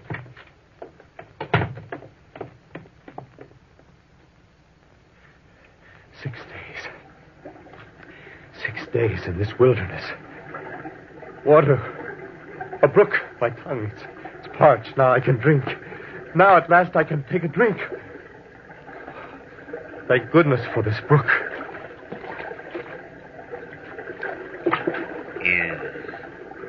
Is that a scar on your face? No, I have no scar. Look closer. There, on your right cheek. It is. It is a scar. But it can't be. I never had one. No, you didn't, did you? But remember, he had one. Yes. Behind you. Look. You! No, there's no one there. But the reflection in the brook. That is my face. The scar. In my hair. Blonde. My hair was always dark. But his was light, remember? He had blonde hair. A scar. My hair turning. It haunts me. His face. Everything about him, even out here. I must get out of these mountains before I go mad. A town. A city in the distance. A campanella. It must be Florence. I must risk going down. I can't bear it up here any longer. I can't bear it. I can't. Dr. Bichetti. Yes, come in. Here, sit down. Cigarette? No, thank you. You mind if I smoke? No, Doctor, No, don't be nervous. I'm your friend. Doctor, look at me. Yes, I am. At my face, look close. Well? What do you see? Refinement. Under a heavy beard, of course. Is that all? No marks of any sort, such as a scar? No scar. Are you sure? Positive. Then, doctor, tell me. You're a great doctor. Why do I see a scar on the right side of my face every time I look at myself? How long have you seen this scar? 2 weeks, a month. I've lost track of the exact time. It's horrible. The way it keeps haunting. Yes, I begin to understand. Has an unusual occurrence overtaken your family? Someone close pass away? No. What business is that of yours? I came here to ask about the scar, not to be cross-examined like a... There. Now, I only want to help you. I am sorry, Doctor. Pass away. Family. Oh, yes. My cousin, he died last month. And did he have a scar? Similar to the one you mentioned, I mean? No. Yes, he did. But perhaps Our minds are delicate mechanisms, sometimes hard to control. You undoubtedly were very attached to your cousin, were you not? In a way, we saw a great deal of each other. And no doubt you think of him often. Although why you should imagine that you see... How long since you've worked? I see by the form the nurse gave you to fill out that you're an artist. Several months. No, I can't be sure, but that may explain this phenomenon in part. You should keep yourself occupied. Suppose we start by recommending work. Lots of it. You really think it will help me, Doctor? Definitely. Whatever you say. Just a minute. I know of someone. Do you do portraits, by the way? Portraits? Yes. Well, I can help you then. You can help me? How? What? You're to stop at this address at 11 tomorrow. Ask for Signor Fioro. He'll be expecting you. He's had every artist in Florence do his portrait. Insists his likeness will hang in the palace before he dies. He's a very exacting sitter. Good luck. Doctor, I don't see why you trust me this way. I am a doctor. I like to think of myself as being one to help a fellow man. Now, you need help. Otherwise, you wouldn't be here. But what about your fee? After all, I just can't... You can take care of that after you've proven yourself with Signor Fioro.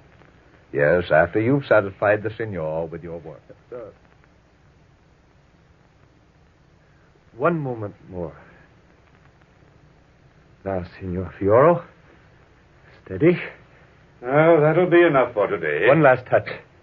Oh, There. Oh, no, I must dress now. I have a dinner engagement. I'll have time to sit tomorrow at 2. You know, Octavio, you're a gifted portraitist. The outline was very satisfactory. Now, let me see how you've progressed with the details. Wouldn't you rather wait to see the completed work? Oh, no nonsense. I'm proud of it thus far. Let me see it. If you insist. Oh. No. Well, that's not me. I tried to... What have you done with my portrait? Signor... What have you done to it? Answer me. I don't know. You don't know. You've ruined it. That's what you've done. You've ruined the only picture I've ever considered buying. Look at it. Signor Fioro. Go ahead. Just look at it. Now, is that me, I ask you? Is that me? No, sir. Are those my eyes? Is that my nose, my mouth? Do I have that scar? No. That picture is frightful. Take it out of here. I might have known Dr. Fischetti would send me one of his crazy patients. Take that away from here. You hear me? Get out. Don't ever let me set eyes on you again. Get out. I fled from the man's place, Dr. Giano, into the hills beyond Florence. There, in a simple hut, I set to work to erase forever from my mind the phantom face which haunted me constantly. I set to work to reproduce it on Signor Fioro's canvas. All the ghastly details of the face which stared up at me from the floor at that osteria in Genoa where my victim fell. The protruding eyes, the jagged scar, the teeth glistening like fangs. I poured all the skill of my art, all the power of my emotion into this last desperate attempt to free my soul. And here is the finished work. It represents the hours of torture and agony I've undergone. My atonement, my penance for my crime. You can see it in every brushstroke. You must help me, Dr. Giano. You must buy it. You must. One moment. Those lines, that distinctive brushstroke, the excellence of detail. Why, this resembles... Why, this is Caccio's work. You recognize it, then? But of course. Then you are the one who sent those canvases from Genoa. You are Caccio. Yes, Doctor. Now, will you help me? Now, will you buy... But we have some of your work in there being judged. Oh, they are of minor importance. I must have the money. Wait, now. Listen to me. Listen closely. You are a famous man. No. No one but you knows my real identity. Ah, but I'm not the only one who knows your real identity. Who else? I must not be seen here. Wait. Don't run away. I know you're innocent. I believe everything you've told me. I knew your story even before you came here, but I didn't interrupt you because I wanted you to corroborate. Who told you? Bianca. You know Bianca? As a connoisseur of art, should I not know the daughter of the great Pascal? Wait here now. Don't go away. I'll be right back. Bianca? Bianca, come here. No. Yes, Dr. Giano. Come here, my dear. Bianca. He has come back. Ottavio. Bianca. Ottavio, don't speak. I know all the facts now. I know Philip was lying. Then you will not turn me over to the police for the murder. Listen to me, Ottavio. We must go to the police. We must go to them and tell them everything. And I will stand by now. That is wise, Bianca. Ottavio is a famous artist. The people love his work. The police will be convinced that he has done penance enough when they see the painting he has painted. By your face, I see that you've suffered much, Ottavio. Come with me to the police and free yourself from your pain. To be really free. A free man. I will stand by you. I know you will be free. I have regained my strength already, Bianca. Do I have anything to fear if you will stand beside me?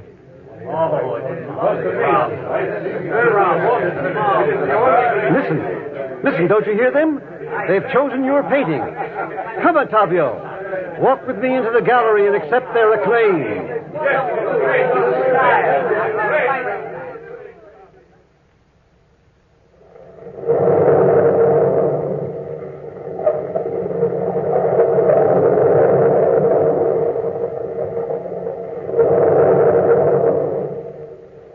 From the time-worn pages of the past, we have brought you The Phantom Picture. Bellkeeper, toll the bell.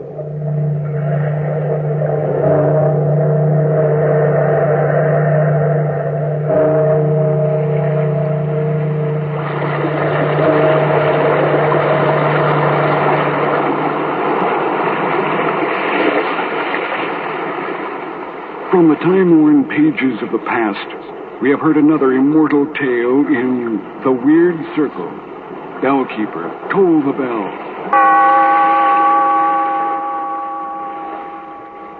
Be here in this lonely cave by the restless sea once again next time for another immortal tale in The Weird Circle.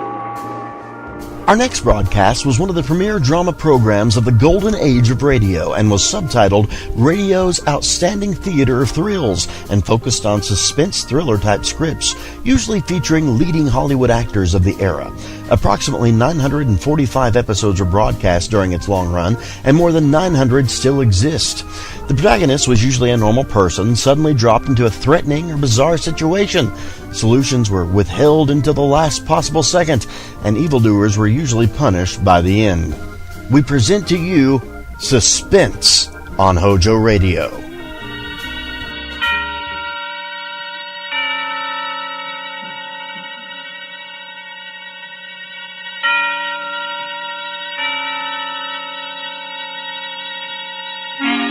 Suspense.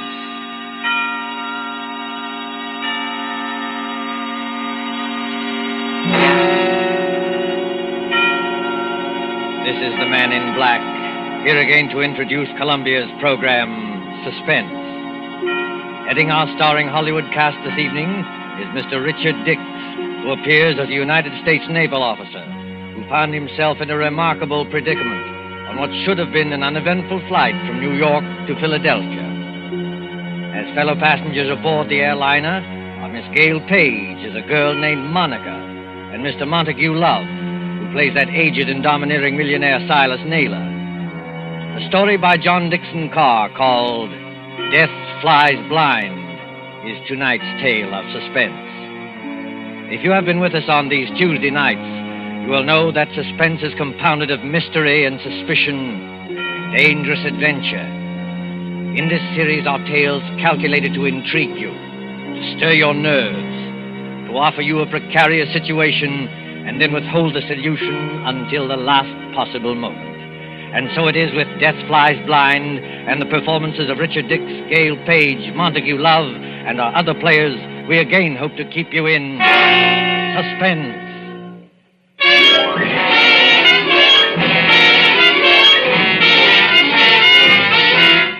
LaGuardia Field, Municipal Airport of New York. LaGuardia Field, vast behind its white buildings. On a gray spring afternoon when rain splashes across the runways, dims the sky, and spatters on the wings of a great silver-painted airliner waiting beyond. Already as the limousine bus from the New York terminus slowly draws up to the waiting shed, you can hear the loudspeaker. 72, New York to Los Angeles. The big limousine bus, besides its driver, contains only two persons.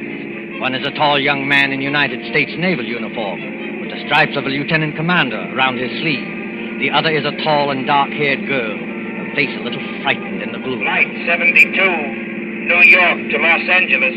Plane ready to take off at gate number 6. Have your tickets ready, please. Fred, that can't mean us. Now, take it easy, Monica. We're not too late. They won't go without us. No, I mean it says New York to Los Angeles. That's right, Monica. We're only going to Philadelphia. You're still right, my dear. I arranged for a special stop at Philadelphia. It won't take long, and then they go on non-stop from there. Fred, that's just it. Who's going on from there? Oh, you'd be surprised.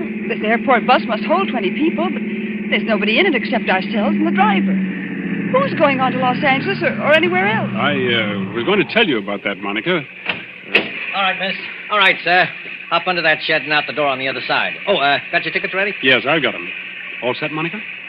The rain is certainly coming down. Do they take off when it rains like this? Oh, miss, a little rain don't bother them. What does bother them is unsettled weather at other places. You mean it's perfectly safe? They never take off, miss, unless it is safe. You better hurry up now.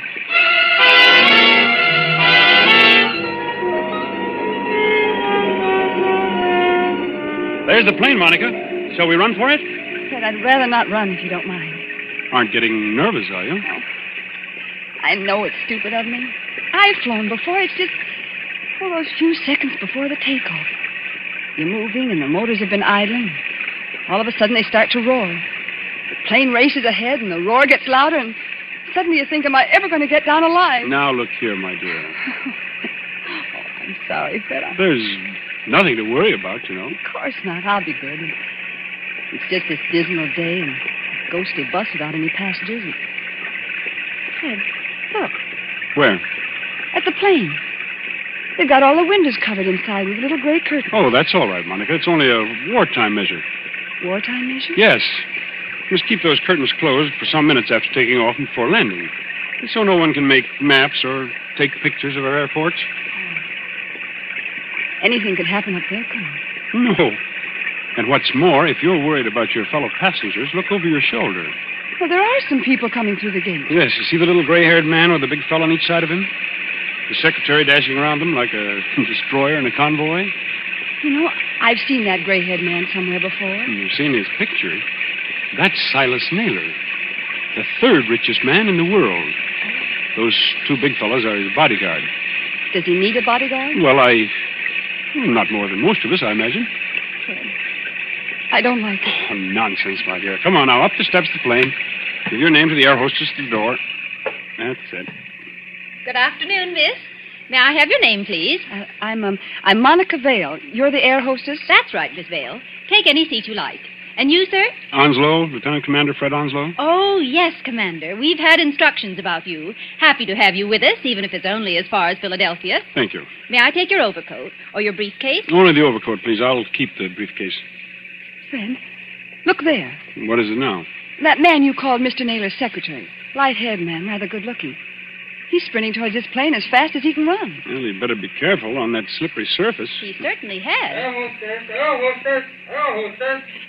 Look out, man. Look out, man. Watch your step. Look out. Well, are you all right? Here, let me help you up. I'm all right, thanks. Perfectly all right. Air hostess. Yes, sir. My name is Michael Shepard. I'm Mr. Naylor's secretary, and I think there must be some mistake here. Mistake, sir? Yes. When Mr. Naylor travels, he's in the habit of booking every seat in the plane to ensure privacy. Yet we seem to have 2 extra passengers. Well, I'm afraid that's my fault, Mr. Shepard. Indeed, sir. Then would you and the young lady be good enough to take some later flight? Oh, I'm sorry. I'm afraid I can't do that. No, and why not? Maybe I ought to explain, Mr. Shepard, that Commander Onslow had last-minute orders to join his ship. He and Miss Vale have priority as far as Philadelphia. Philadelphia? Must we stop there? Only for a few minutes, Mr. Shepard. This is outrageous. Mr. Naylor is traveling, in a sense, on government business. Well, so am I, old man. The Navy often does. That doesn't alter the principle of the thing. I don't want to seem ungracious, you understand. Mr. Naylor is always glad to help our brave soldiers and sailors. Oh, love 'em, Mike. Now, choir will now sing hymn number 242. Now the But gorgeous this right time you've through. gone too far. I shall appeal to Mr. Naylor himself. Mr. Naylor? Mr. Naylor? Yes, Mr. Shepard, I can hear you. What is it? This naval officer, sir, and the young lady. Oh, I know, Shepard, I know. Isn't the plane big enough for all of us? I was only following your orders, Mr. Naylor. You asked for privacy. All right, Shepard. What I'm asking for now is less noise. The lieutenant commander in the Navy, eh? That's right, Mr. Naylor. Off on another fishing trip, I suppose. That's just exactly right, sir. Ever have dyspepsia? No, never. Well, I have. 20,000 a year I pay doctors. And what do they give me? This stump.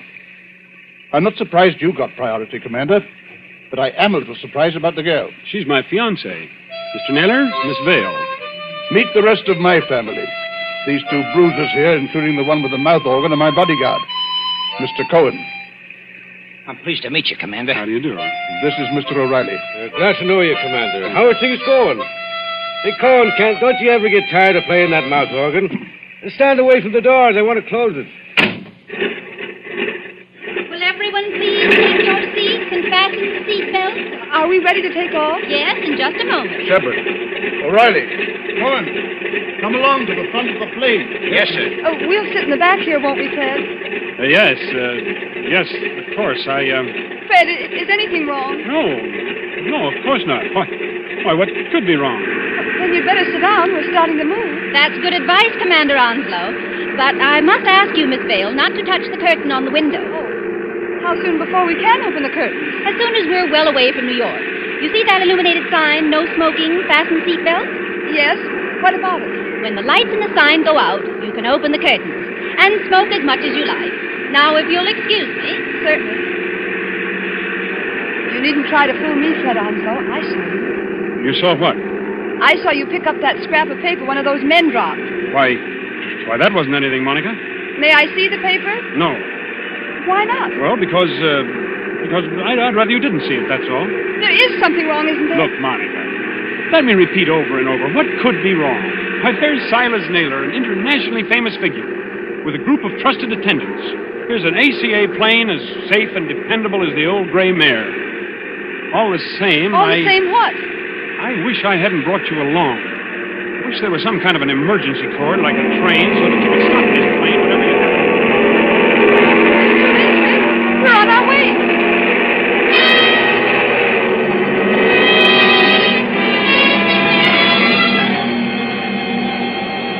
"15 minutes, 30 minutes, 40 minutes. The great silver plane throbs against dead quiet. It's warm and stuffy in the cabin, despite the hissing ventilators. Dim white reading lamps shine down on a double row of cushioned chairs along one side and a single row of cushioned chairs along the other. Ahead, above the closed door to the pilot's control cabin, the red glowing sign still warns against opening those curtains. Aft in the plane sits Commander Onslow, his eyes fixed on the clock under that illuminated sign.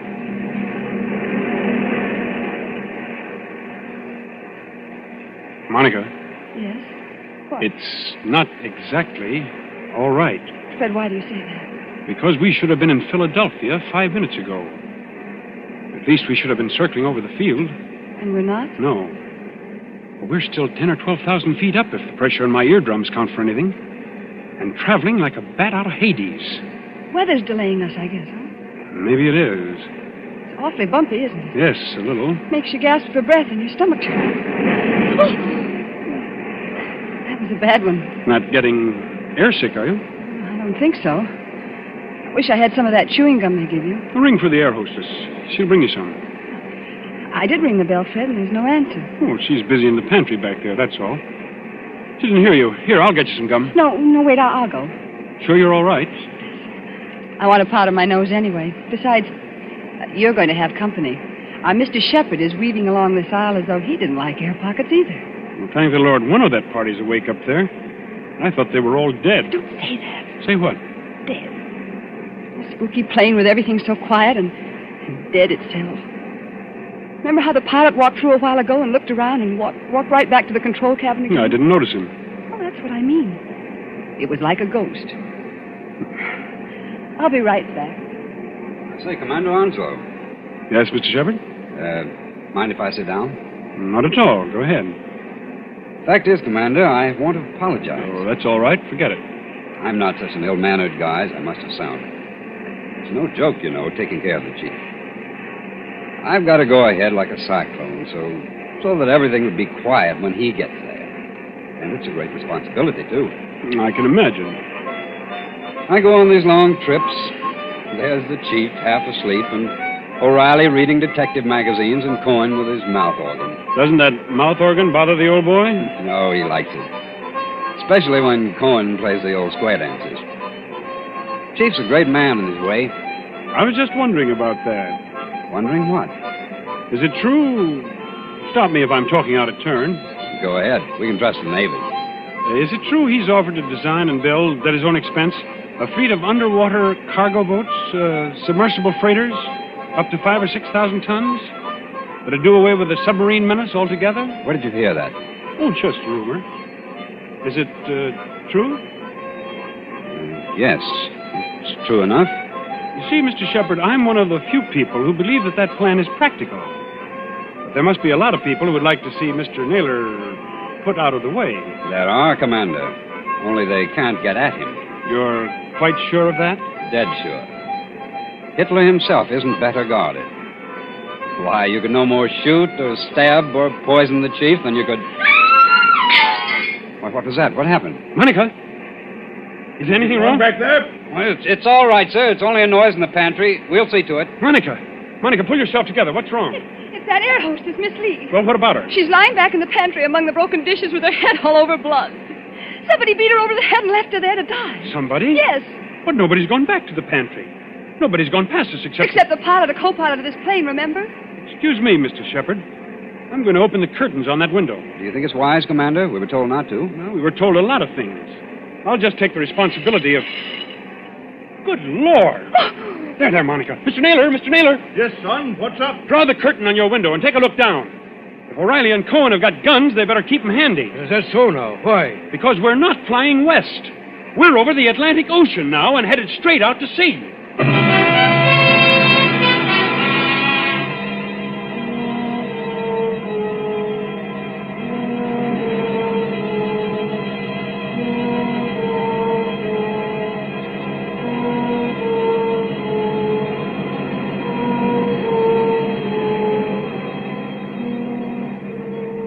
gray water, thin clouds. We must be miles and miles away from land. We are miles away from land. Does anybody here know anything about first aid? I do, Commander. I studied medicine in the old days. Then you better go back and look after the hostess. You'll join Mr. Naylor. Steady, Monica. I'm all right. It's this horrible blind feeling, that's it. Air pocket, look out. See here, Commander. We're over the ocean. What the devil's going on here, eh? You're being kidnapped, Mr. Naylor. That's my guess. Kidnapped, did you say? Ah, come off it, Commander. We ain't as dumb as that. The pilot and the co-pilot of this plane are fakes. They've replaced the real officer. On a dark day like this, with their raincoat collars turned up, they could have gotten away with it. And hijacked us straight off the airfield. Is that it? Yes, I'm afraid so. The hostess must have spotted one of them and knocked her out. Now, what about the airport? Wouldn't they know a plane was missing? Well, not until we failed to show up at Philadelphia. The pilot would report by radio telephone about, 15 minutes out of New York. But after that, silence. Excuse me, Commander. You say these two fake pilots are still aboard? In that compartment there with the closed door? Yes, that's right. Well, what are we waiting for, Corn? Till we get to work on them? You said it, Barney. Now, wait a minute, both of you. You wouldn't be trying to stop us, would you, Commander? The one thing we don't want is a gunfight 12,000 feet up. Can any of you fly a plane? No, not one of us. Well, neither can I. So if anything happens to those two pilots, how are we going to get down? I see, young fellow. Well, what are you going to do? First of all, we'll try rapping on the door. Have your gun ready. You can count on that, sir. Fred, listen to me. Be quiet, Monica. Has this anything to do with the scrap of paper you picked up off the floor? What scrap of paper, Oh, Commander? never mind, sir. Why, this door, it's unlocked. Unlocked? Now, don't take any fool chances, young fella. The way I always did when I was your age. Stand to one side when you open that door. Let Cohen and O'Reilly take care of it. Good Lord. Well, the control cabin is empty. There's nobody at the controls. You mean we're flying without a pilot? Yes.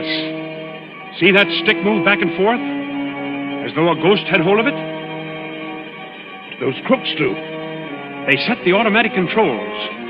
It's a gyroscope attachment that keeps her steady. And then they must have bailed out. And what's going to happen to us? You see, Monica, the fact is... Go on, Fred. Tell me the truth. I'll know if you don't. Well, we'll go on until our gas runs out or until a storm hits us. Then we'll dive into the sea. It's as good a way of killing Mr. Naylor as any. I see, son. Have we got any chance at all? Frankly, I don't know. Wait till I get a look inside of that control cabin. Holy Mother, that's done.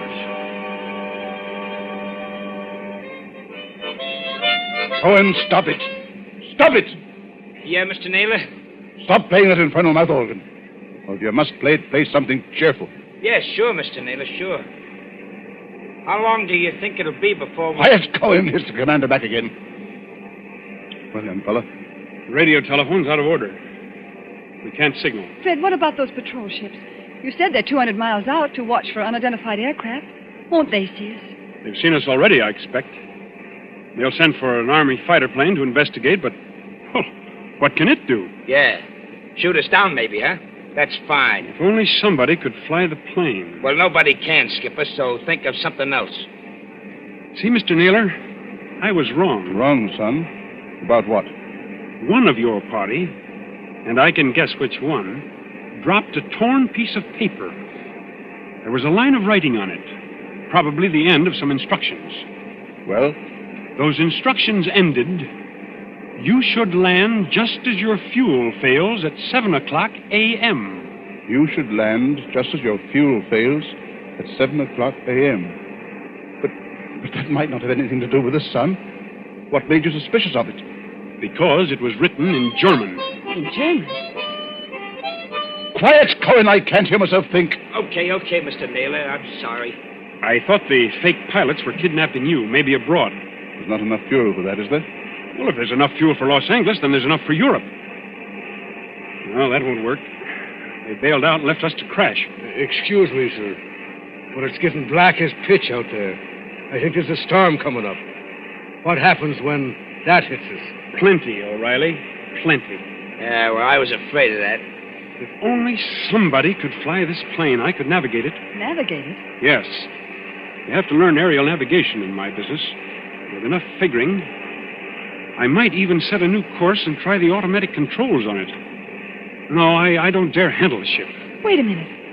I know a way out of this. Well, then speak up, miss. There's a 90-mile wind going to hit us any minute. The air hostess, of course. Miss Lee, what about her? I remember reading somewhere that most air hostesses get flying instructions when they've been with the company for a given length of time. You know, Miss Vale, that's true. There was a girl of Inter Airways who told me the same thing. And if this one can even make a try at landing a plane, we may get back to New York yet. I thought you said she'd been knocked out. Well, she isn't badly hurt, but there's just a chance that maybe she's... There's Shepard, coming back from the pantry.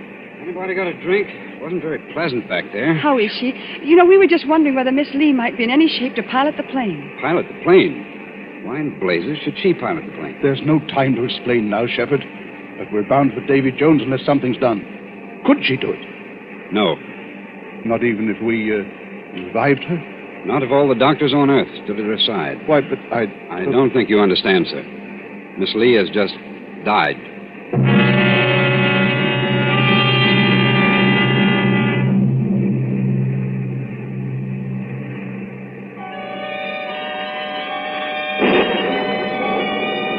Thin singing of wind above the clouds, then storm with a white eye of lightning at the windows. Losing height, gaining it again, blown off her blind course, flung partway back again, always racing forward on a flight to nowhere. Late afternoon, evening, night, the steady throbbing of motors like a pulse beat inside the head. Towards morning, the storm dies away. In that dim cabin, there is exhaustion of nerves. The hands of the clock stand at 1:45 in the morning.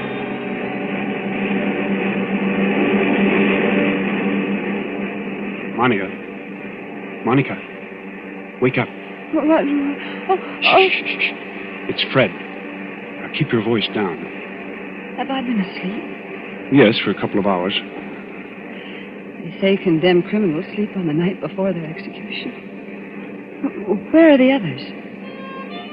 I was a boy back home in the county down there. My father used to say to me, Barney O'Reilly, says he, did you ever see a banshee? A banshee, says he, is the old woman that lets you know when you're going to die. Pipe down, you two. No, I'm sorry, Mr. Naylor. No offense, Chief. Can a man play a quiet game of solitaire without somebody yapping all the time? Black 9 on red 10. Listen, Monica, and listen carefully. My first idea was right after all. What are you talking about? There's somebody aboard this ship who can fly a plane. Shh. There is. I proved it by the automatic controls. Proved it how?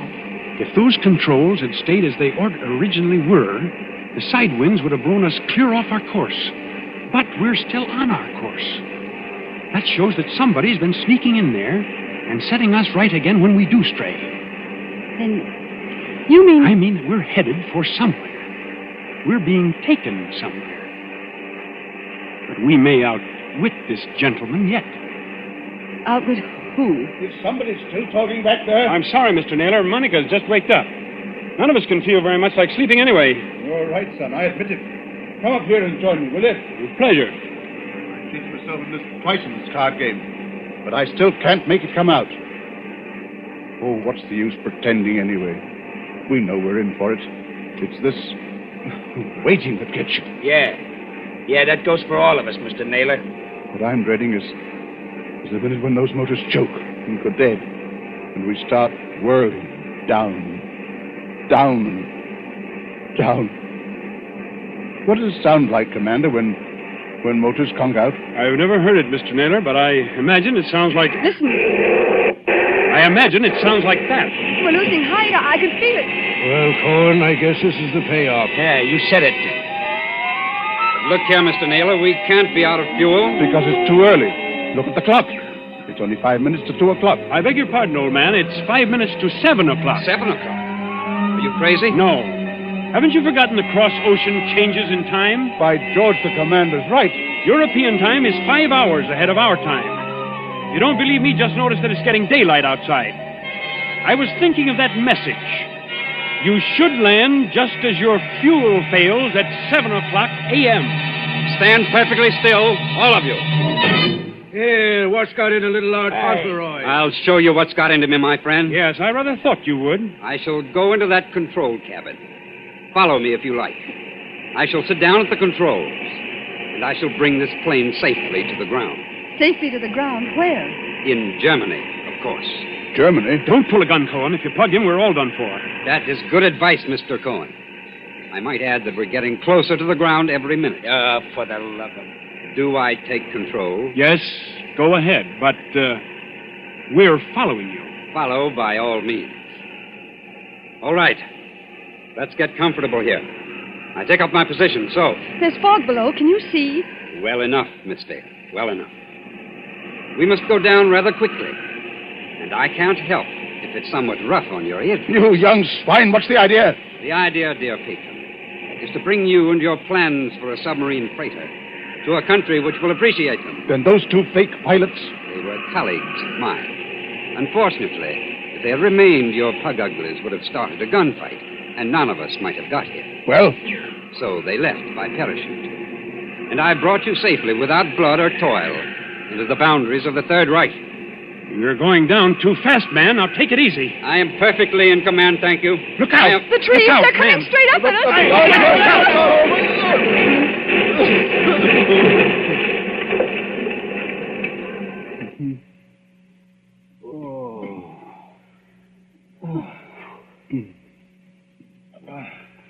Are you all right, Monica?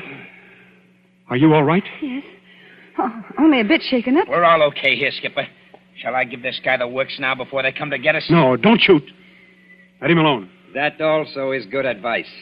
And now, my friends, my mission is ended. I stand up on the pilot's chair. I throw open this glass hatch. And to all Germany, to all the world, I cry. Dies ist das gestohlene Flugzeug im Begriff zu landen auf Feld Nummer 21. Heil Hitler! Well, strike me blind if it ain't another one. Yes, first Rudolph S. and now this bloke. What do you suppose they want over here? English. Why are you speaking English? Why, Cocky? It's an heathen habit we've got in this country. This isn't England. Oh, yes, it is. Better climb out of here and with your hands up. But it can't be. I followed the course laid down on those instruments. Unfortunately, old man, I altered our course last night. Keep back, Shepard, or you may get a bullet in the head yet. Your instructions were all right, but they didn't tell you about the 5 hours difference in time. When we got to the right navigation point, I let the fuel out of the tanks and made you think we were landing in Germany. You know, there's nothing like having a good Nazi for a taxi driver, is there?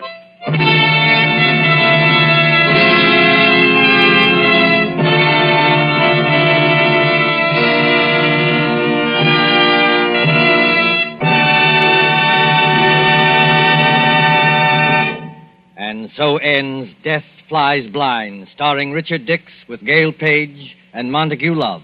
Tonight's tale of suspense. This is your narrator, the Man in Black, who conveys to you Columbia's invitation to spend this half hour in suspense with us again next Tuesday, same time, when Mr. Paul Lucas will star in the suspense play called Mr. Markham, Antique Dealer. Ladies and gentlemen, on the following Tuesday, May 18th, Mr. Charles Lawton and Miss Elsa Lanchester will be with us in one of the most famous of Agatha Christie's thrillers, The ABC Murders. William Spear, the producer, Ted Bliss, director, Lud Gluskin and Lucian Mahowick, the conductor and composer, and John Dixon Carr, the author, collaborated on tonight's Suspense.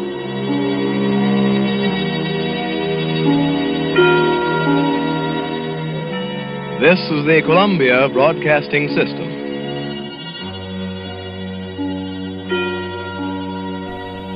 You're listening to HOJO Radio. More classic old-time radio coming your way next.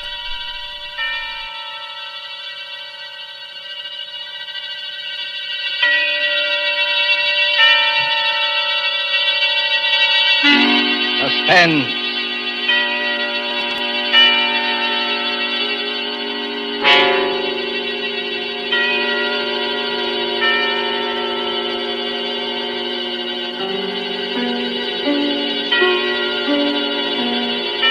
the man in black, here again to introduce Columbia's program, Suspense. Heading our starring Hollywood cast this evening is Mr. Paul Lucas, and with him are Miss Heather Angel and Mr. Bramwell Fletcher. Story by John Dixon Carr, dealing with strange, very strange happenings in a London curio shop, and called Mr. Markham, Antique Dealer, is tonight's tale of suspense. If you've been with us on these Tuesday nights, you will know that suspense is compounded of mystery and suspicion and dangerous adventure. In this series are tales calculated to intrigue you, stir your nerves, to offer you a precarious situation, and then withhold the solution till the last possible moment. And so, with the performances of Heather Angel, Bramwell Fletcher, of Paul Lucas as Mr. Markham, Antique Dealer, we again hope to keep you in suspense.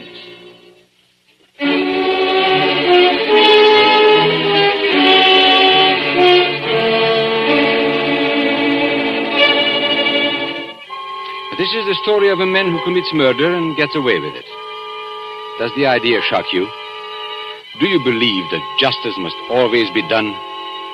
But let's be honest with ourselves. You and I needn't be cynics to know that justice is very seldom done.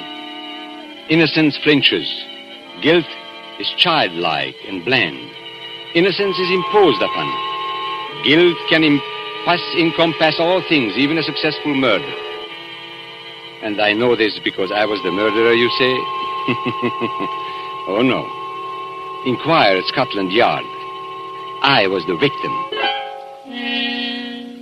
In Bond Street, not far from Piccadilly, there used to be an establishment, which in a less fashionable part of town would have been called a shop.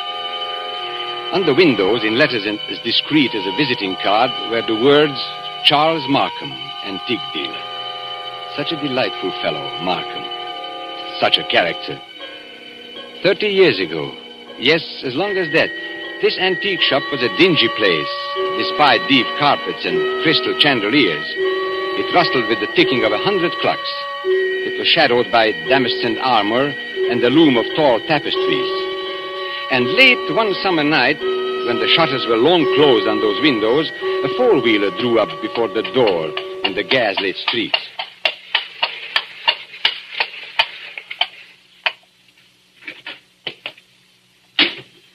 That's all, cabby. You needn't wait. Very good, miss. Good night. Good night.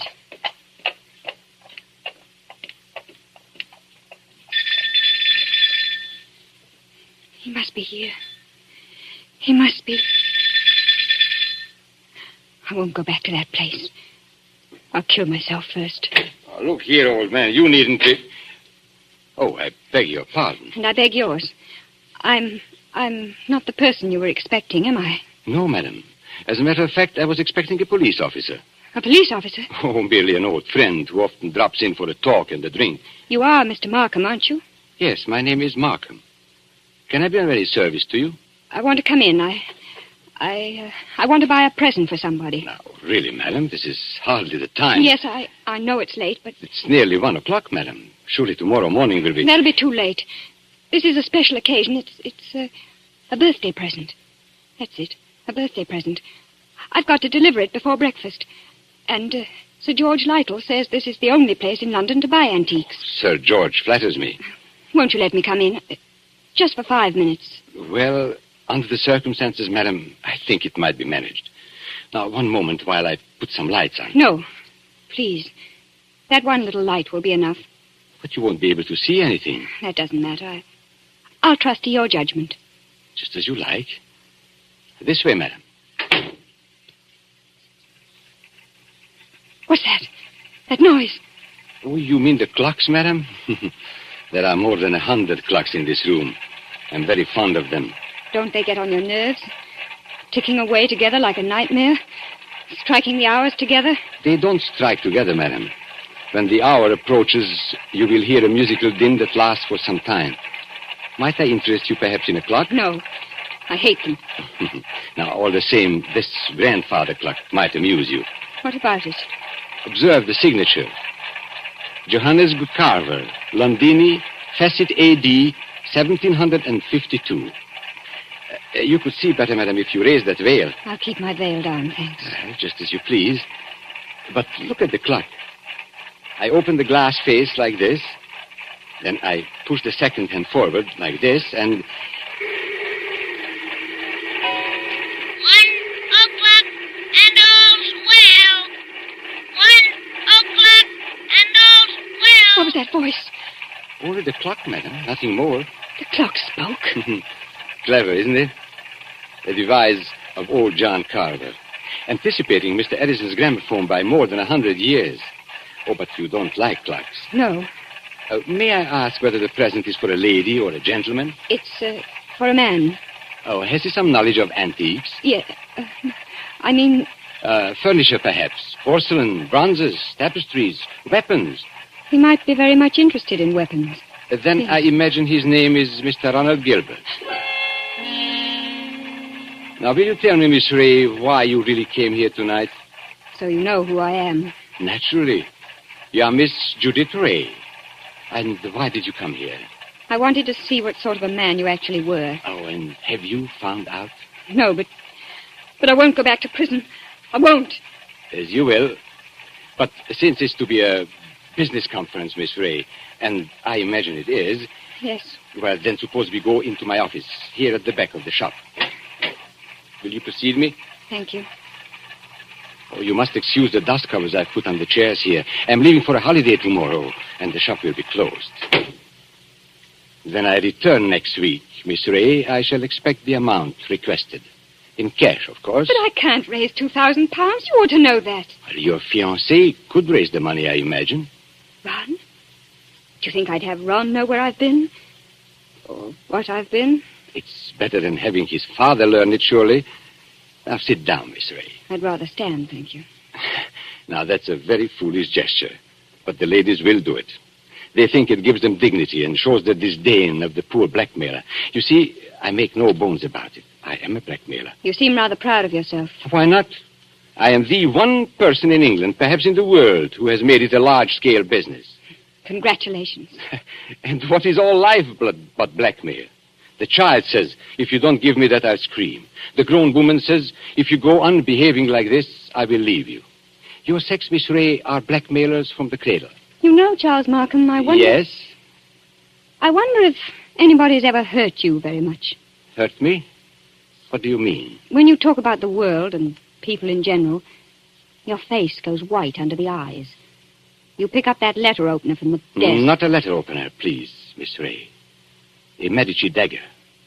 16th century work. It isn't the money that really interests you. I don't understand. You hate the world. You just want to torture people, but you think you've been tortured. Isn't that so? This is a very sharp dagger, Miss Ray. If I throw it down on the desk, it sticks.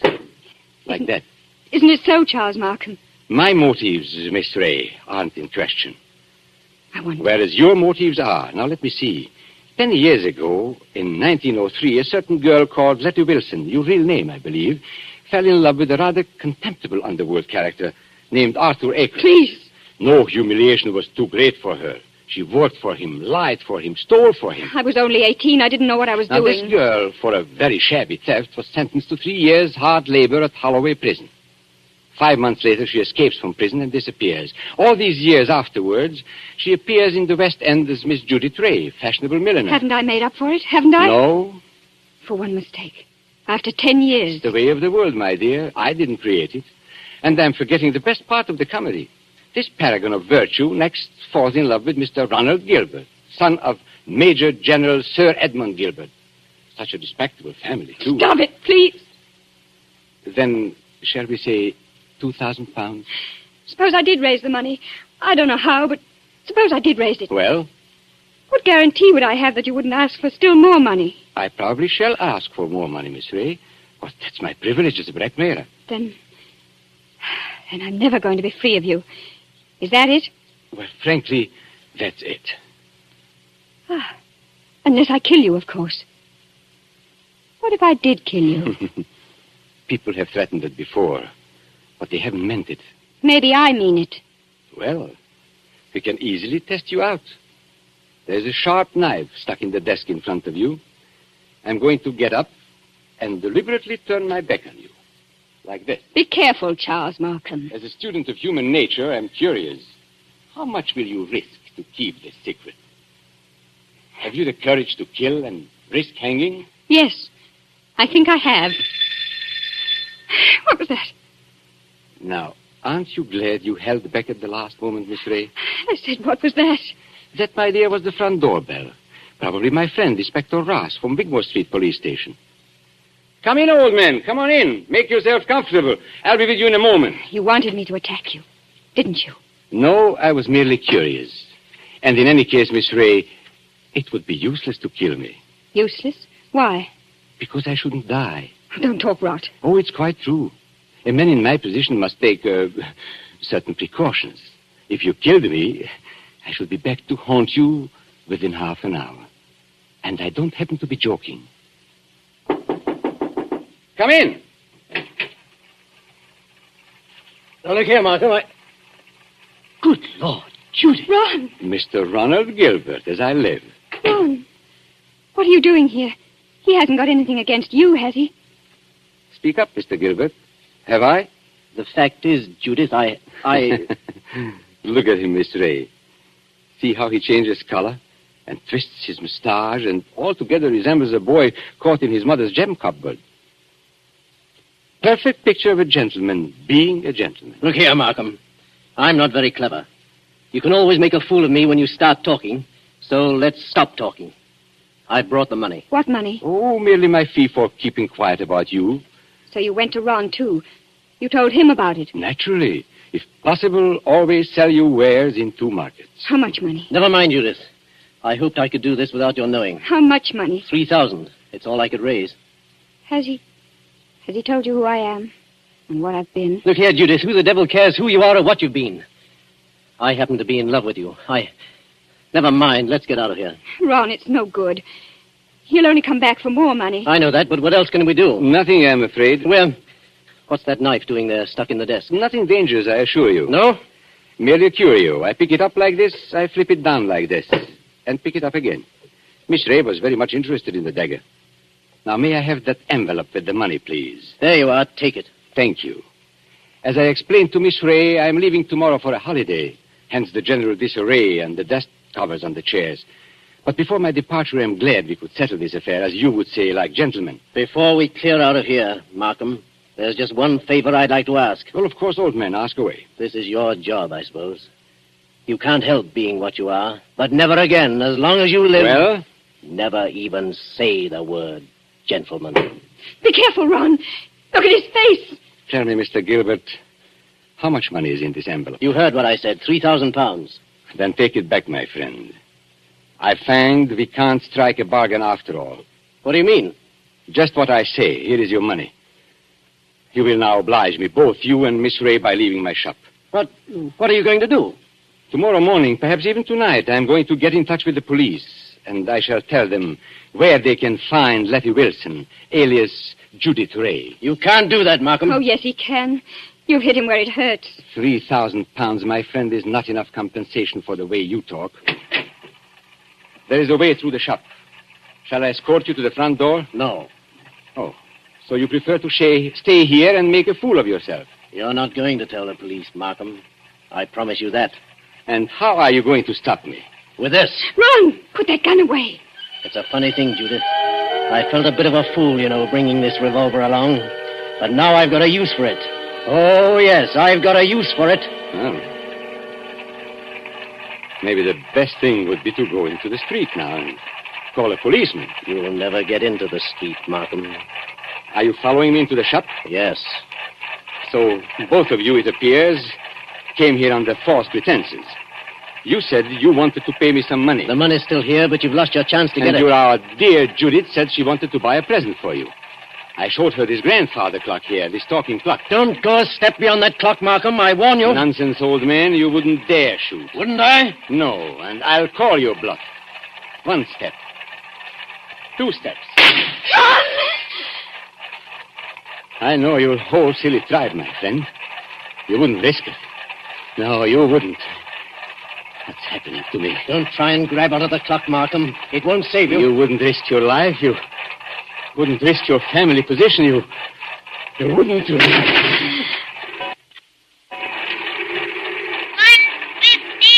and all's well. 1:15 and all's well. I had to do it, Judith. Don't you see? I had to do it. Did you... Is he... Oh, yes. Yes, he's done for. I tell you, I had to do it. Shh, keep your voice down. Why?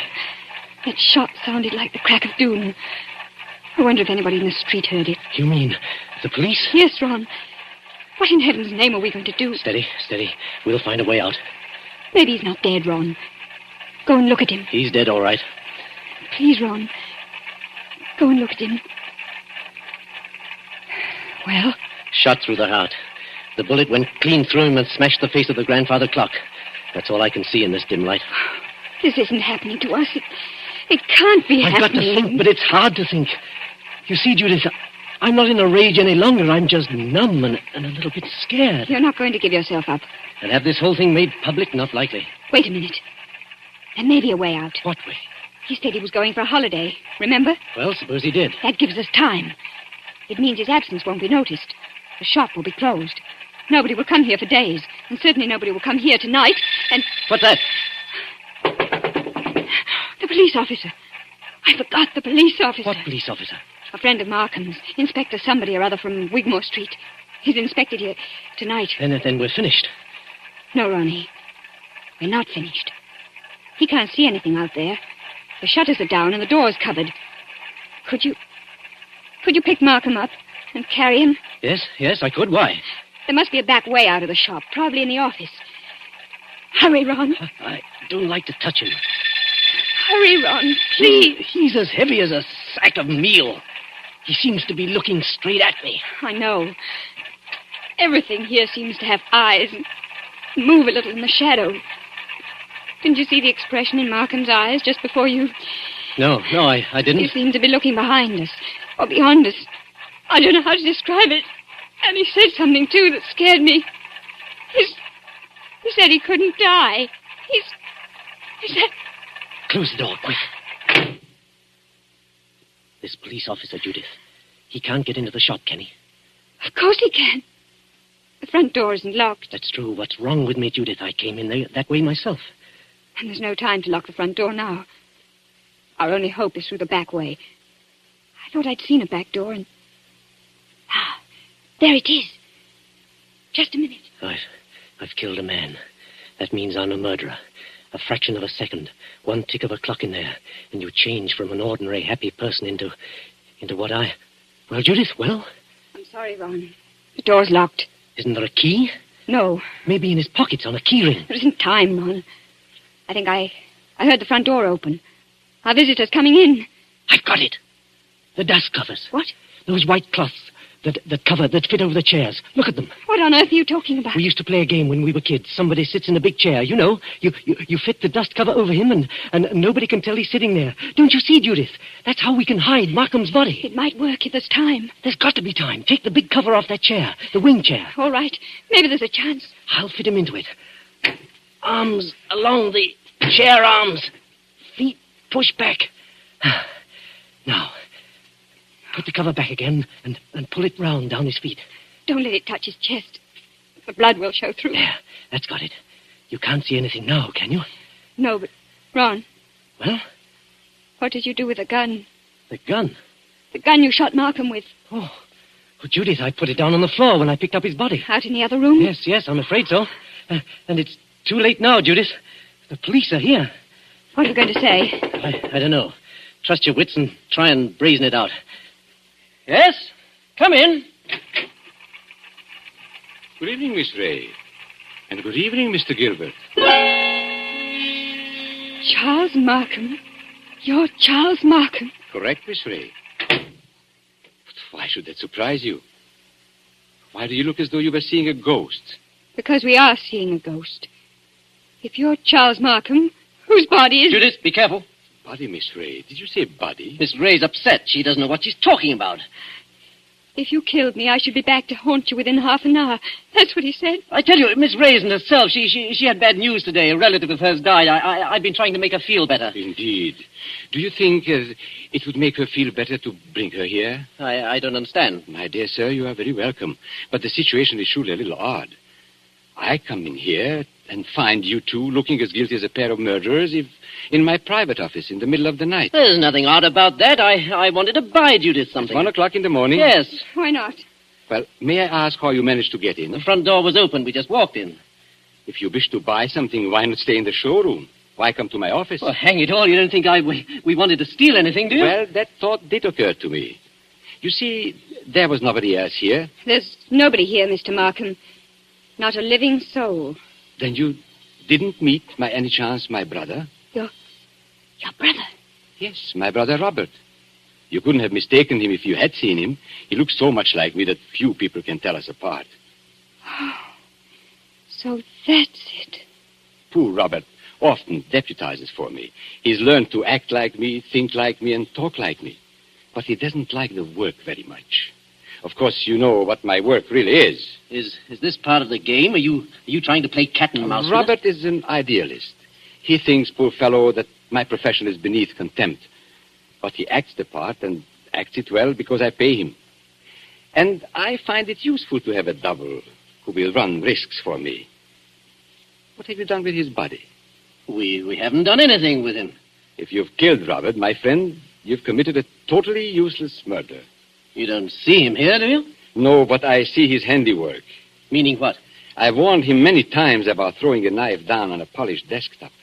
Those scratches on the desk are fresh scratches.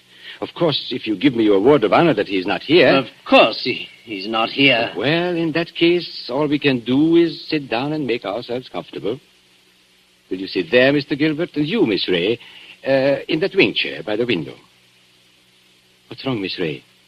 Why don't you sit down? Because I prefer to stand, thank you. Then perhaps you won't mind if I sit in the wing chair. It's a very comfortable one. My brother always says... Don't sit down there for the love Oh. So that's it. Yes, that's it. It is rather a thick chair. I press against the dust cover and blood comes through. I lift the bottom of the dust cover and... What's the use of going on with this? I killed him. You admit that? Yes, I admit it. But Judith had nothing to do with this. I swear she hadn't. My telephone, you notice, is against the wall. I shall have to turn my back to you when I ring. Ring? Where? Wigmore Street Police Station. Oh, no. Give him a chance. Please give him a chance. Hello? Hello, operator. I want Regent 0586. I won't let them take you on. I won't. It's no good, Judith. I killed a man. I meant to kill him. That's all there is to it. A very sensible attitude, my friend. And if the lady has any idea of flying at me with that knife, just notice what I've got here. A .32 revolver, one chamber fired, picked up off the floor in that room where... Hello? Hello, Wigmore Street Police Station. For the last time, Hello? Mr. Markham, won't you give him a chance? Be quiet, Miss Ray. May I speak to Inspector Ross, please? Inspector Ross speaking. Oh, isn't that Mr. Markham? Got it in one, Inspector. Charles Markham here. I understand you were going to drop in and see me tonight. I intended to, Mr. Markham, but I'm afraid I can't make it now. Oh, why not? Anything wrong? Only a robbery in Davies Street, but it's likely to be a long job. Sorry I can't get there. Well, that's perfectly all right, Inspector, because actually I rang up to make sure you wouldn't come here tonight. You see, I've got a lot of work to do, and I'm leaving for Eastbourne early tomorrow morning. Let's make it some other time, shall we? Oh, glad to, Mr. Markham. No crimes being committed up your way, I suppose? No, Inspector. It's as quiet as the grave. I've never known a more peaceful night. Goodbye. Why did you do that? Now, please, don't excite yourself, Miss Ray. Didn't you hear what I told the Inspector? Yes, but is this some more trickery? Trickery? How can it be? I don't know. That's what I'm asking you. I should call it generous when I let my poor brother's death go unavenged. You're not doing this without a reason. Naturally not. But has it occurred to you, either of you, that I might not want my business dealings revealed in court? What are you driving at? And has it also occurred to you that a man's double, who looks exactly like him and shares all his secrets, may become a danger rather than an asset? He knows too much. He wants too much, and so... I think I understand. You're glad he's dead. Not glad, my dear. You shocked my brotherly feelings, but definitely relieved. Look here, you can't get away with this. Get away with it, sir? Aren't you forgetting that you are the murderer? Then what are you going to do? No, it is very simple. We three, in an unholy partnership, will dispose of Robert's body. Or would you rather hang? He's got us, Ron. There's no other way. But how can we dispose of the body? This seems worse than killing him. It's filthy, cold-blooded... Practical necessity. And as for disposing of the body, nothing is easier. We shall simply gather and...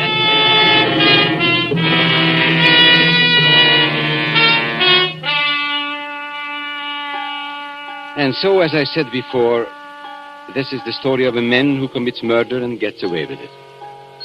Now, Ronald Gilbert looks back across the years and is still firmly convinced of his own guilt. But, of course, Gilbert never shot anybody. I was the man who committed the murder. Don't you remember?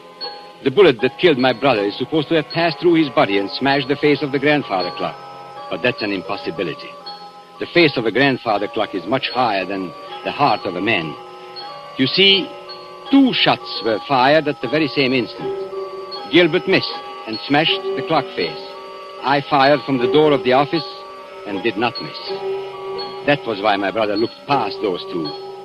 I went out by the back door, locked it, and reappeared at the front afterwards. It was not Robert Markham who died. I am Robert Markham. It was Charles who died that night. And I killed him to stop forever the wholesale blackmail that was poisoning the lives and blasting the hearts of 1,000 half-crazed people. His records I destroyed, his correspondence I burned. He is dead and gone. I have assumed his name and identity ever since. I committed a murder. And yet, if you sat on a jury, dare you say that you would condemn me? Come now. Would you?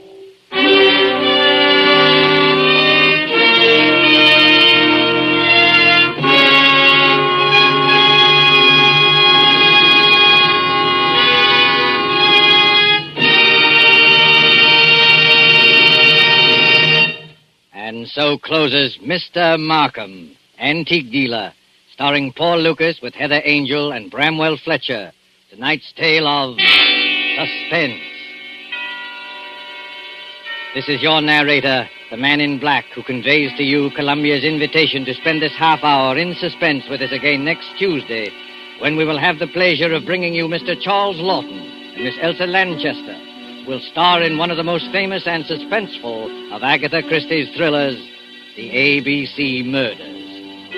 The producer of these broadcasts is William Spear, with Ted Bliss, the director, Lud Gluskin and Lucian Morowick, conductor and composer, and John Dixon Carr, the author, collaborated on tonight's Suspense. This is the Columbia Broadcasting System.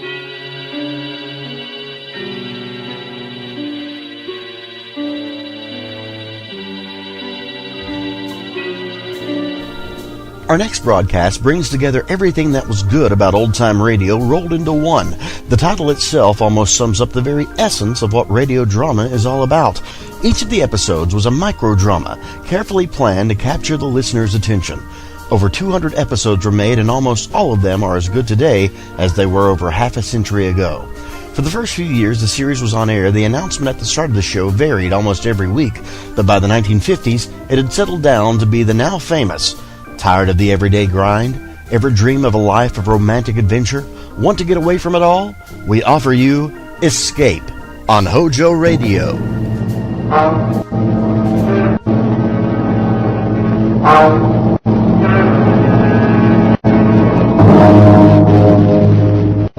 Worried about the United Nations? Anxious about those bills piling up? Want to get away from it all? CBS offers you Escape.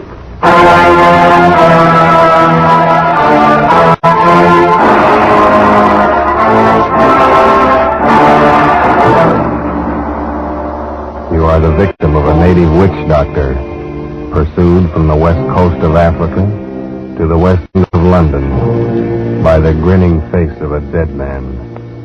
You are under the curse of a poorer man. The Columbia Broadcasting System and its affiliated stations present Escape, produced and directed by William N. Robeson, and carefully plotted to free you from the four walls of today for a half hour of high adventure. Tonight, we escape to the dark lowlands of West Africa and the mind of a man who scoffed at native magic. As H.G. Wells paints us in his gripping story, Pollock and the Poorer Man.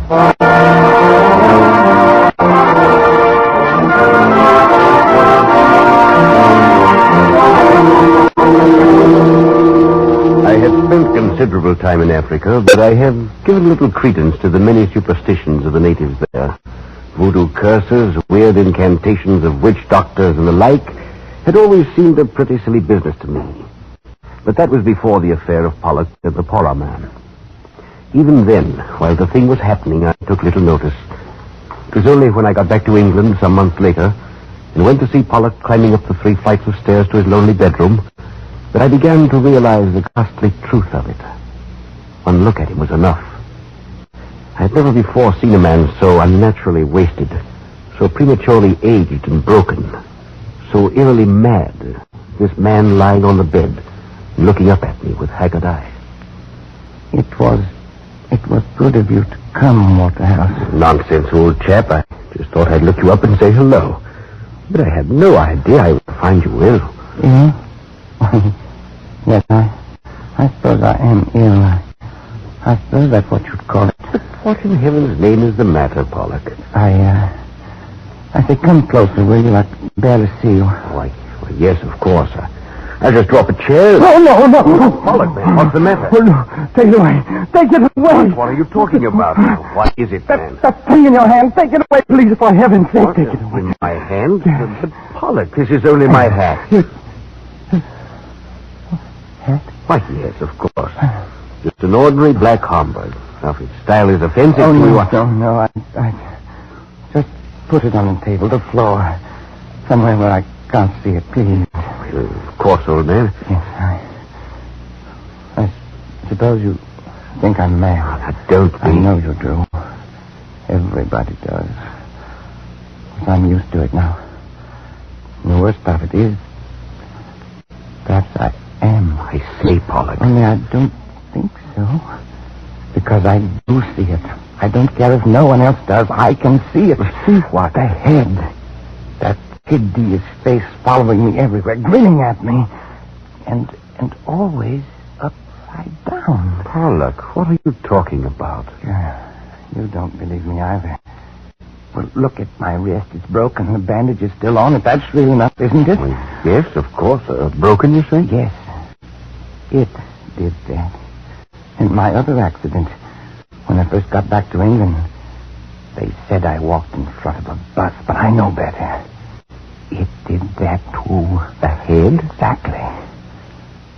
You wouldn't expect to see a man's head come rolling down the middle of a busy street in London, now, would you? No, Pollock, you'd better lie back. Rest a bit. I'll call a doctor. Oh, you too. And I thought you might understand. After all, you were with me when it started. It was you who first warned me, who sent me home. You don't mean that business with the Poorer Man? Oh, yes. Yes, of course. You remember how it started? We were camped at that little village on the lagoon behind the Turner Peninsula. It was swampy and hot, and I was bored to tears. Maybe that's why I did it. But anyway, when I got back, you were furious with me. Oh, no, you're a fool, Pollock. You've got to take it back immediately, do you hear? Oh, what possible difference could it make, Waterhouse? Why all this fuss, old boy? It's only a little wooden statue. Can't be worth anything except for a curio. You're not that stupid, Pollock. You know very well this is a Poorer idol. You must have stolen it from the hut of a witch doctor. Well, and what of it? Don't you see? To them, this is sacred. As sacred as an altar cross to a Christian. You've not only committed a crime in their eyes, but a terrible sacrilege as well. Oh, don't tell me they're going to stick their painted gods on me. I should be frightened to death. Before they can do anything, you're going to take this back where you found it and apologize to the Poorer Man. Apologize to an illiterate black witch man? You crazy? Pollock, I've had about as much of you as I can stand. You're one of those infernal fools who think a black man isn't a human being. I can't turn my back, but you're running crossways to them, getting you some scrape or other. The third time this month, and this time it's serious. Are you telling me you're going to send me home? I honestly think it would be best. As a matter of fact, I'm all for it. I'd be very happy to get out of this sticky, dirty, godforsaken place. Very well. But before you go, Pollock, for the good of the expedition, you've got to take that thing back and apologize. Oh, I don't think I'd better. Why not? Well, to tell the truth, I don't think they'd give me a chance to apologize. All right. Tell me, what happened? Oh, nothing very much, except... Well, as I was carrying the thing away, one of those chaps popped up and saw it. He started yelling, trying to take it from me. Yes, go on. Well, we had a bit of a tussle. I got away. Go on, Pollock. We were on the bank of the river, and I toppled him over, that's all. He fell into the river? Yes, I think he may have hit the rocks first. Was he badly hurt? I don't know. I didn't stop to find out. He was dead, wasn't he? I really don't know. Oh, you fool. Oh, it was an accident. I had no An intention. accident, a lot they care. It was bad enough with the idol, but you've probably killed a man. We're in for it now. Well, there's nothing to be frightened about. Nothing. In the first place, I should think even your conscience would suffer a little. The second, you don't seem to understand about this Porra business. It rules the country. It's the law, religion, medicine, everything. And these Porra are the most vindictive men on earth. The one whose idol you stole and whose follower you killed will be duty-bound to do something about it. And there's no telling what he will do. Oh, come now. You don't believe in these voodoo curses and things? Of course not. I'm thinking of something much more real than that. You might try something rough. I can only advise you to lie low until we can get you out of here in the morning. I'll take you as far as Salima and see you safe aboard a You needn't. I can go alone from here. Not far. You still don't understand this business. You wouldn't get a quarter of a mile from this camp alone.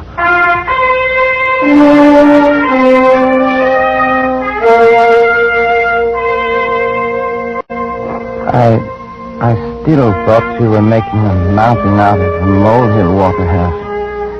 But I must admit, I didn't sleep much that night. I lay there on the mat in my hut and listened to the sounds of the village. And then later to the noises of the night waking jungle. Sometime after midnight, I must have dozed off because I awoke with a start. For a moment I was confused, but I sensed something wrong. And then, framed against the moonlight square of the door, I saw a hand upraised, and in it, a knife. Stop it! Stop or I'll shoot! Stop, you devil, you! Pollock, what is it? What happened? I missed the Beggar Waterhouse. I missed Who? Miss who? What happened? the Porra man. Waterhouse, he was in my hut. He had a knife. He tried to kill me. Now, wait a minute. Wait till I find a light. There. Are you all right, man? Yeah, I'm all right. I just saw it in time. I rode aside and... Look. Eh? In my bed. The knife. Oh, that was a narrow one. Well, perhaps now you understand the seriousness of this. Waterhouse, I saw his face. He stopped just at the door for a second. He was crouched down and he looked back at me from under his arm. His face was etched clearly in the moonlight. It was upside down. I'll never forget it. I'll get you a drink. Listen, Waterhouse, listen. He glared back at me with his painted face upside down and streaked with those hideous scars they cut in their cheeks. See that in my dreams. Steady on, old man. Here you are. Drink this. All right. Waterhouse. The idol's gone. I've just noticed the idol's gone. He took it. It's gone. Yes. Well, then it's all over. He got what he wants. He won't bother me again, will he? I'm afraid there's more to it than that. But he's got the blasted back, and he won't try it again. Oh, will he? I've just noticed something too, Pollock. There's something here on the floor. One of your shots clipped off the tip of his little finger. It's too bad you aren't a better shot. Why? Why'd you say that? Because I'm afraid we haven't seen the last of this business yet.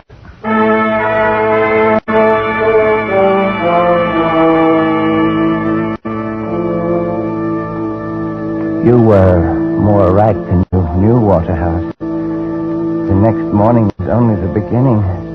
We were standing by the river and supervising packing. I'm glad we're getting out of here. There's something brewing, or things wouldn't be so quiet. Oh, what would be brewing? A stink in a copper pot, probably. Dancing in a circle of skulls, putting curses on you. Oh, that. What can he do? How the devil should I know? They're versatile people. They know a lot of rum starters. The best thing to do... Look out! Oh, man, that was close. What was it? One of their beastly poisoned arrows from the tree behind you. Missed your head by inches. No. It came from over there in the bush. Well, let's do something. Let's chase him something. No use now. Never find him in there. Best thing for us to do is to get out of here quick.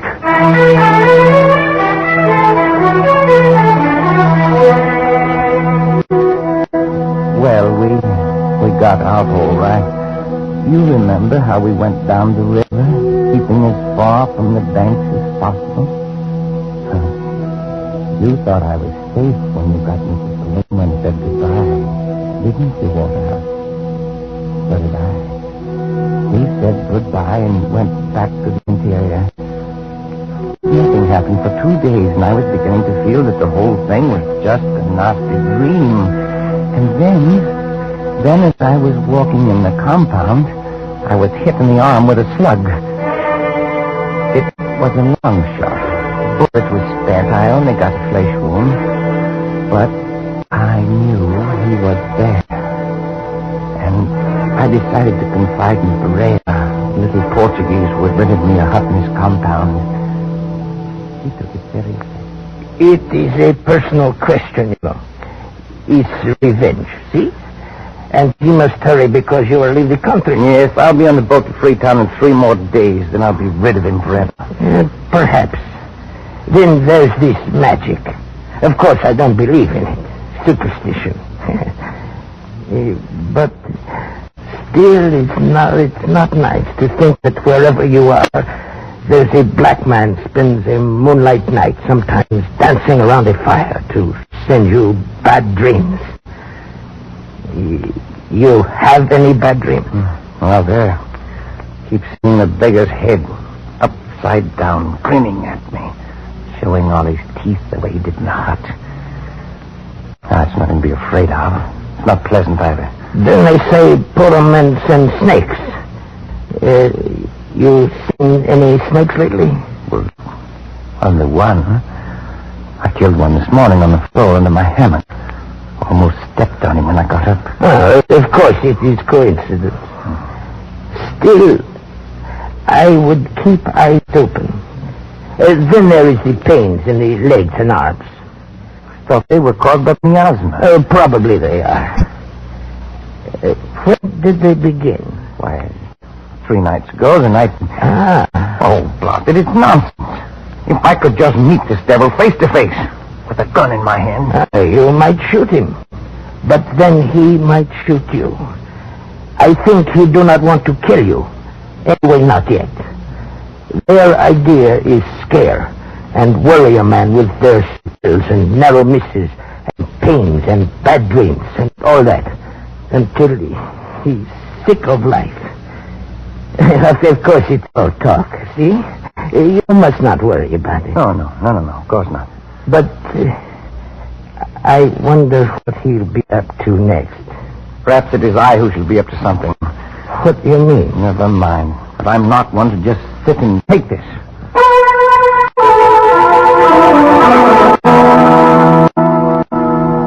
That very afternoon, I had a conversation with a roughneck Mendai tribesman I found there in Salima. He showed me a little iron dagger and demonstrated how one struck at the back of the neck. He agreed to do the job for the price of a double-barrel gun with an ornamental lock. I went back to Parejas, feeling better than I had in days. That night, the Portuguese and I were sitting in his living room playing cards, when suddenly the Mendai rough strode in without so much as a knock. Who is it? What do you want? Oh, it's you. Have done what you tell me. Have proof. What is it you have in the package? Is that blood dripping? Proof. Here. His head. Oh, no. This man you want. Now I get gone. You didn't have to bring this. I didn't ask for such proof. You mean, Senor Pollock, you got him killed? You did not kill him yourself? Why should I? But he will not be able to take it off now. What do you mean, take it off? Look at the cards. They are all spoiled with this blood. What do you mean, take what off? You must send me a new pack from Freetown. You can't buy them there. Take what off? It is only a superstition. I forgot. The natives say if the witch... he was a witch. But it is all rubbish. Go on. Well, they say you must make the poor man take the curse off or kill him yourself. It is very silly. Gone. No. Yes. I'll make it 2 guns if you take that beastly thing away. No. 1 gun. Now. All right. Freya, that gun you have for sale, give it to him. I have the money right here. Yes. Over here. Now, take it and go. Thanks. It is funny how the head sits upside down. Just the way I saw him that night. Just the way I see him in my dream. Like it was weighted that way. You will take him with you when you go. Maybe take him now. My cards are all spoiled. There is a man to them in Freetown. You should have killed him yourself. Stop it.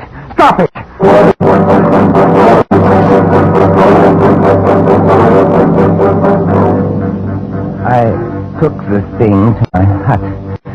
And no matter what I did, it always came to rest upside down and glaring at me. I got a shovel.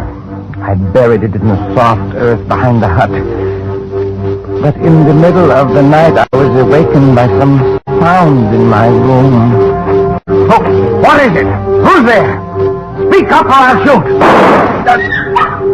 Oh, a dog. Only a dog.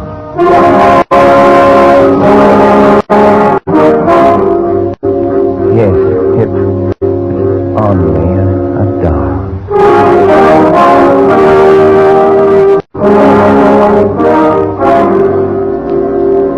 But in the morning, when I awoke and started to get out of bed, there it was, in the center of the floor, glaring at me upside down. It was uncanny until I remembered the dog. I found his paw prints in the dug-up earth outside, and I knew how it got there. I took the thing down to the river. I threw it as far as I could into the current. At last I'd be rid of it. That morning, I killed 2 snakes. But late in the afternoon, a little steamer arrived that would take me away from this insane land of the power and Freetown and civilization. I had almost begun to feel gay as that boat carried me swiftly away from the shores of the foreign land. At last I would be free, and soon I'd be back where horror and curses and nightmares would be forgotten. I was standing at the rail, sighing with relief, when the captain of the steamer, whom I'd met before, strolled up and began to make conversation.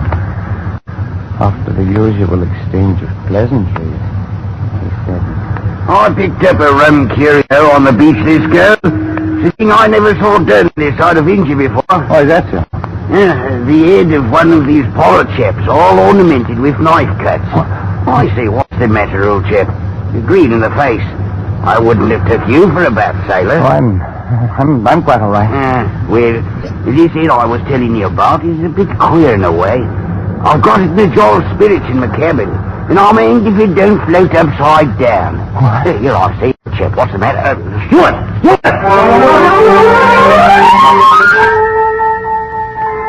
That was the last straw, I suppose. Something seemed to snap in my brain.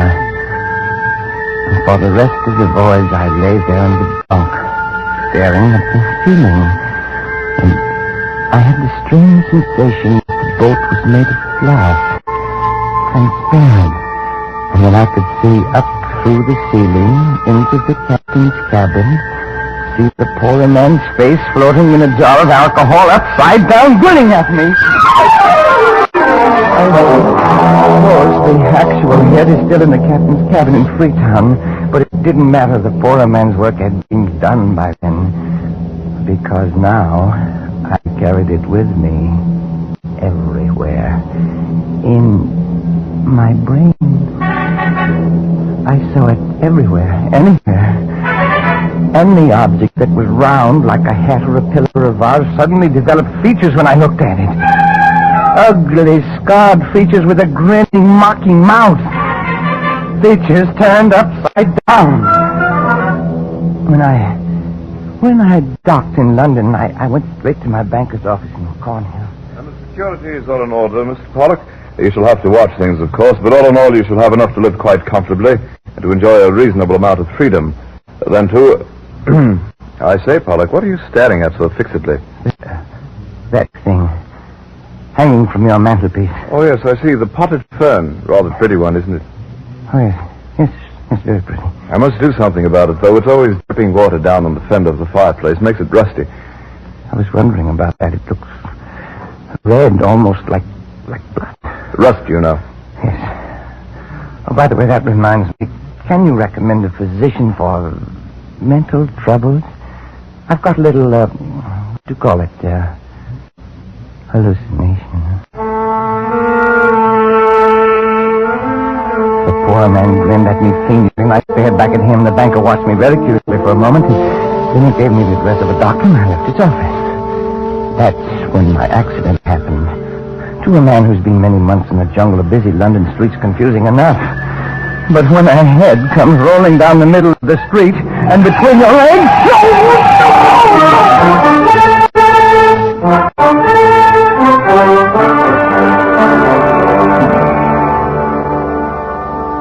I was in the hospital for weeks. The only permanent injury, however, was the loss of the tip of my little finger.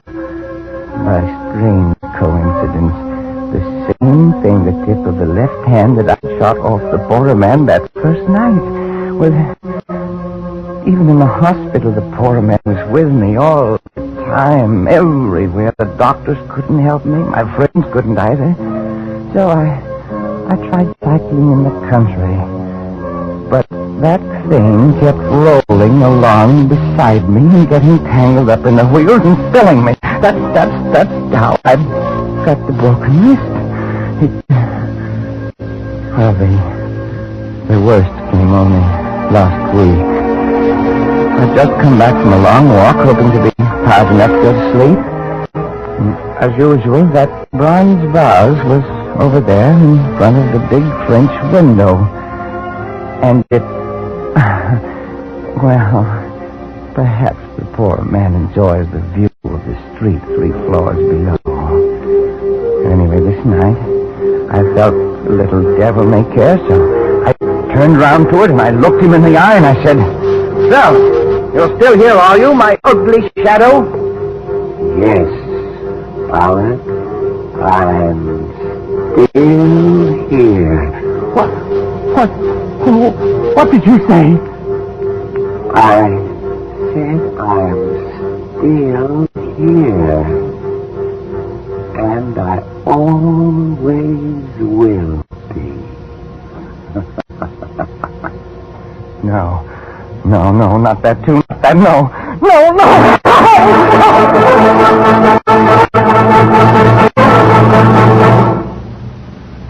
So, now you understand, Waterhouse?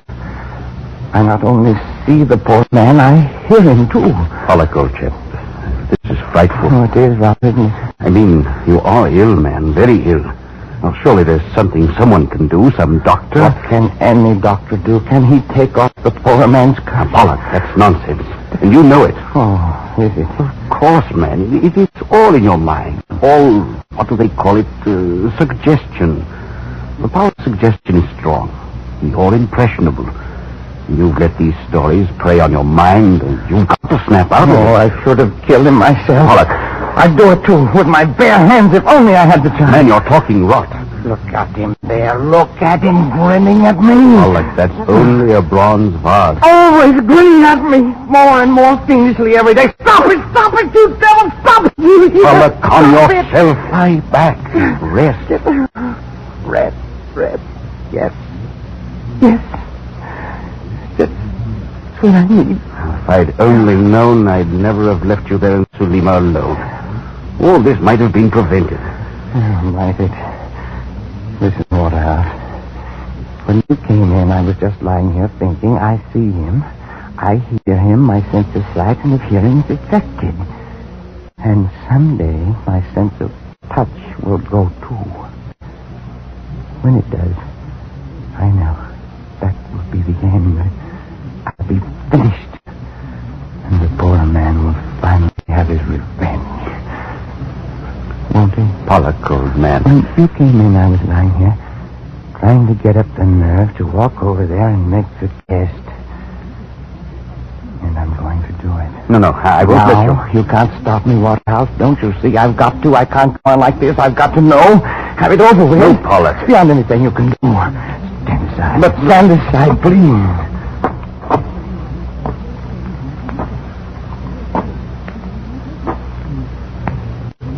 Now. Come back to bed, Pollock. That window is open. If you have a... Never mind. This is just an ordinary bronze vase. Isn't it, Waterhouse? Pollock, don't do it. I know it's only a bronze vase. I know that when I will feel only cold metal when I reach out and touch it. I know. Like this. Oh! No! That window! Go back into that window!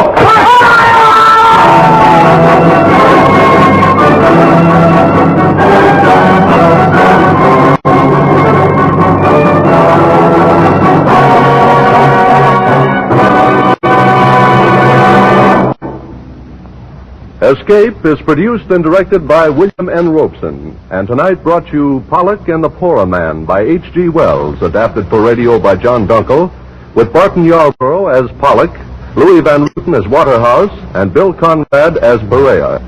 The special musical score was conceived and conducted by Cy Fuhrer.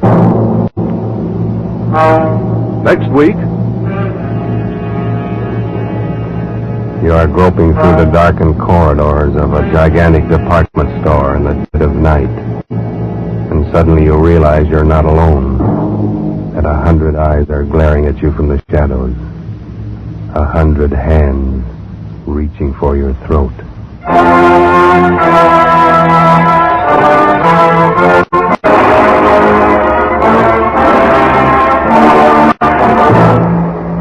Next week, Escape with John Collier's eerie story, Evening Primrose.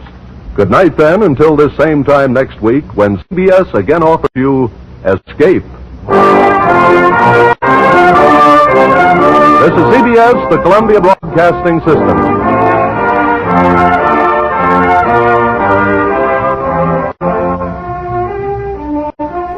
Thanks for listening to HOJO Radio. We have more classic radio coming your way next. Fed up with the everyday grind. Tired out from the summer heat.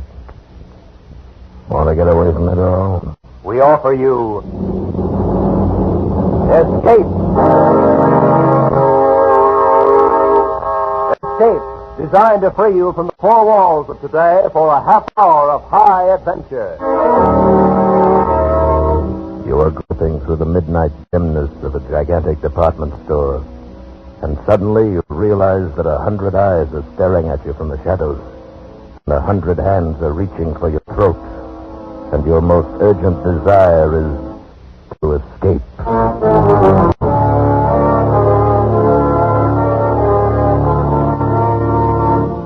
Tonight, we escape to a fantastic world of night dwellers, as John Collier imagines it in his eerie story, Evening Primrose.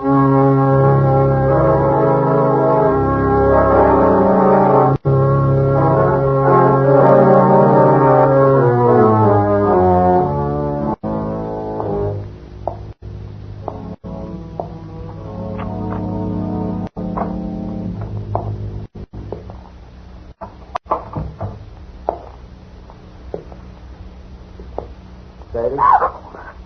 Sadie, what's the matter? It's me. Oh, you nearly scared me to death. What do you mean coming in so quiet? Oh, I don't mean to scare you. I thought you'd be asleep. I didn't want to wake you. Oh, Sam, I'm so glad you're home. Hey, what's the matter? Oh, it's terrible. You got to do something, Sam. What's terrible? It's this. Just look at this. What's terrible about that? Looks like an ordinary pad of paper to me. Yeah, that's just it. That's just what I thought. But it's got writing in it. Oh, it's awful. Now, wait a minute. Maybe you better tell me what this is all about. Well, today I went shopping at Grace's department store. Yeah? I needed some writing paper, so I picked this up. It was on top of the pile. So I bought it and I brought it home. But tonight, when I opened it, I thought it's got writing in it. Well, that's nothing so terrible. Just take it back tomorrow and make him give you a new one. No, you don't understand. It's what's written in it that's so terrible. What do you mean, what's written in it? Here, you got to read it. Ah, Sadie. Now, right now, I'll read it. Look, Sadie, I'm tired. I've been bowling all evening. Sam, please, just read it. But for Pete's sake... Sam. Oh, all right. October 18th. Today, I made my decision. I decided to say goodbye to the world. To get out, leave, break away. And I have done it. Ah, Sadie. Go on, read. And now I am free. Really free. Yes, I am free at last.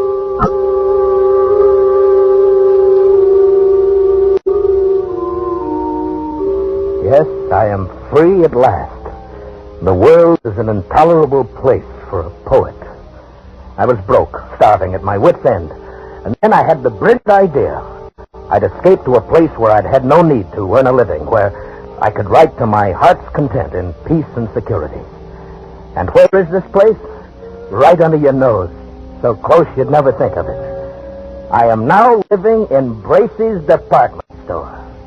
I have everything within arm's reach that anyone would need or desire. And it's all free. Absolutely free. I arrived this afternoon. I'd spent 3 days looking over all the department stores in town. I decided on Bracey's because of the completeness of their food department. Therefore, this afternoon I entered the store and went immediately to the 4th floor, to the rug department, and hid myself in this dusty, out-of-the-way corner behind a pile of carpet. Once I'm settled, I'll furnish it with the best of modern pieces from the furniture department. It's small, but it'll be cozy enough and safe. After the store closed, I made my first venture out. I tiptoed as far as the stationery counter and got this paper, the writer's primary need. Now, after making my first entry, I'll go out and get food, and wine, and the pillows for my bed, and perhaps even a fancy dressing gown. This is perfect. Here I'll be able to write. Dawn, October 14th. I am almost too unnerved to write this. The whole thing is unbelievable. After the store was dark and completely quiet, I crept out and started for the food department. One's steps echo hollowly in an empty department store at night, and I found myself gliding around the floor on tiptoe, moving as silently as possible. But the sound of footsteps persisted, and suddenly I realized they're not my own. It's the night watchman. I was in the Salon Moderne, but quickly I seized a mink coat from a hanger and draped it about my shoulders and stood stock still.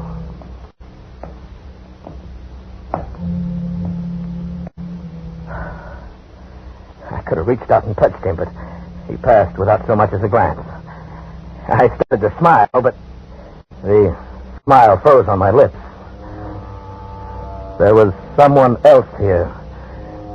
I was looking straight into a pair of eyes, large, flat, luminous, inhuman eyes a dozen feet away. They belonged to a creature dressed as a man, but he was as pale as something found under a stone. His hands hanging motionless at his sides looked more like the fins on a fish than human hands. And then he spoke. Not bad for a beginner. I'm sorry. I didn't know anybody else lived here. Oh, yes, we live here. It's delightful. We? Yes, all of us. Don't you see? Look around you. I looked around and saw nothing. I looked again and saw an old one come clambering out from behind a clock. And there were 3 elderly ingenues, incredibly emaciated, pale as lace, almost transparent, simmering before a perfume counter. And a chintzy lady swam out from the curtains and the drapes. Then they came swarming thick around me. Pale, thin, wispy, moving silently, fluttering like gauze in the wind, whispering. Of course, it's a sign. Send for the darkness. Send for the darkness. They were pressing around me, clawing, holding me, their pale faces contorted with venomous human hatred. I was paralyzed. All I could do was repeat over and over again, I am not a detective. I'm not a detective. I'm not. A burglar, David. Oh, David, carry him to the plane. Send for the darkness. Stop. Let him speak. I am not a detective or a burglar. I'm a poet. What are you doing here? I've renounced the world. I came to live where I could be alone, away from the world. Why, then he's come over to us. Look at her. He must be Mrs. Vanderpump. Mrs. Vanderpump, he's coming now. I followed their eyes toward the balcony, and the hair on my neck rose again.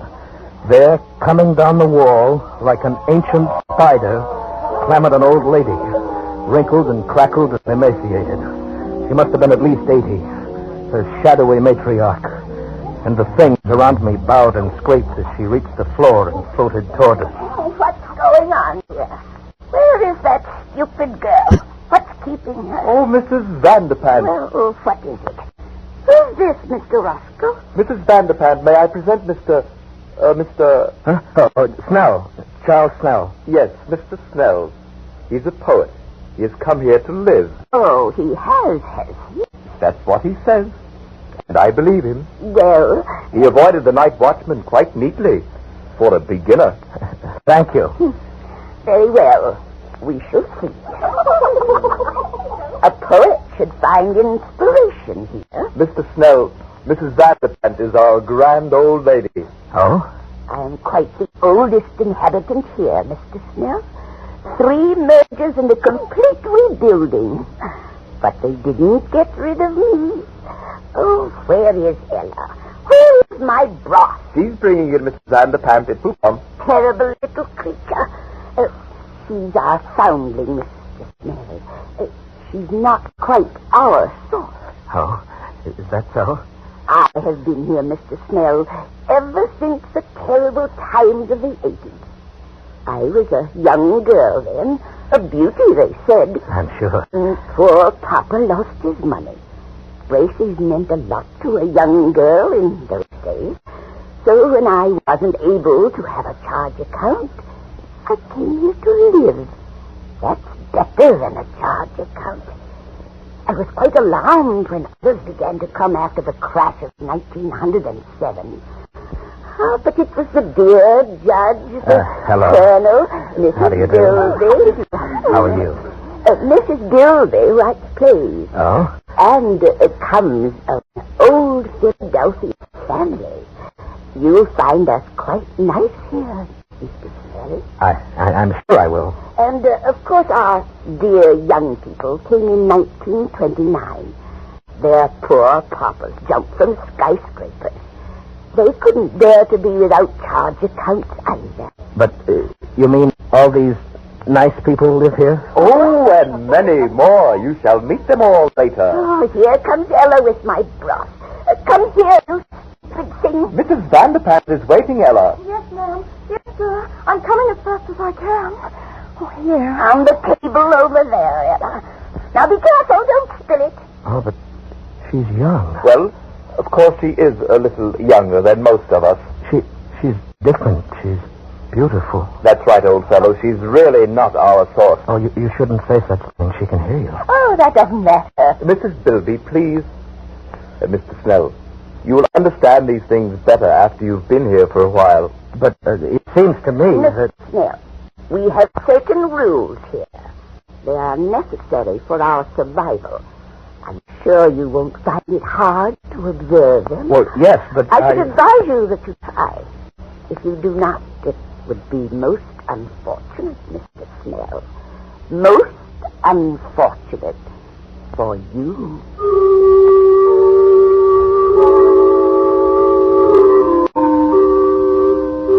October 15th. You can imagine my feelings last night. My first thought was to escape as quickly as possible. In fact, I planned to quit my hiding place and mingle with the crowds and leave Bracey's forever.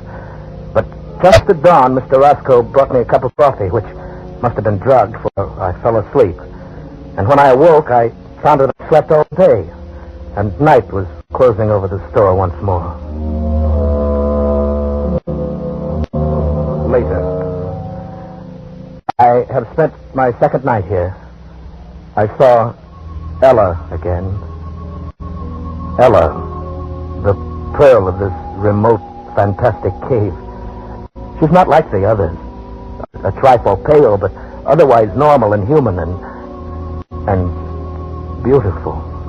A child of perhaps 18. She is the only thing that makes this nightmare bearable. October 20th. Escape seems almost impossible. There is a very effective burglar alarm system, and the doors are all carefully guarded. But that is nothing compared to the dark men. Who are the dark men? I don't know, but the inhabitants here threaten any transgressor with these dark men. I shall try to discover who they are. I'm sure I'm watched, though they've begun to trust me now. Speaking to the night watchman would be suicide. Even if he believed my fantastic story or didn't shoot me as a burglar, I'm convinced neither Ella nor I could get out of here alive. She and the night watchman are the only real people here. And how the others hate the night watchman. Odious, vulgar creature. He reeks of the cross sun. Oh, come now, Mrs. Bilby. He's really a very personable young man. Very young for a night watchman. Mr. Snell, sometimes I wonder about your taste. Oh, you must not stay so to yourself. You must become better acquainted with our ways. That's quite true, old man. Oh, you must come to the play tonight. We're going to be entertained with one of Mrs. Bilby's tragic comedies, Love in Shadowland. I'm sure you'll enjoy it. I'm sure I will. Oh, it's really a festive occasion, you know. Wanamaker's is coming over. Wanamaker's? Yes, the entire colony over at Wanamaker's is coming here en masse to attend the play. You mean there are people living in other stores? Oh, dear, yes, didn't you know?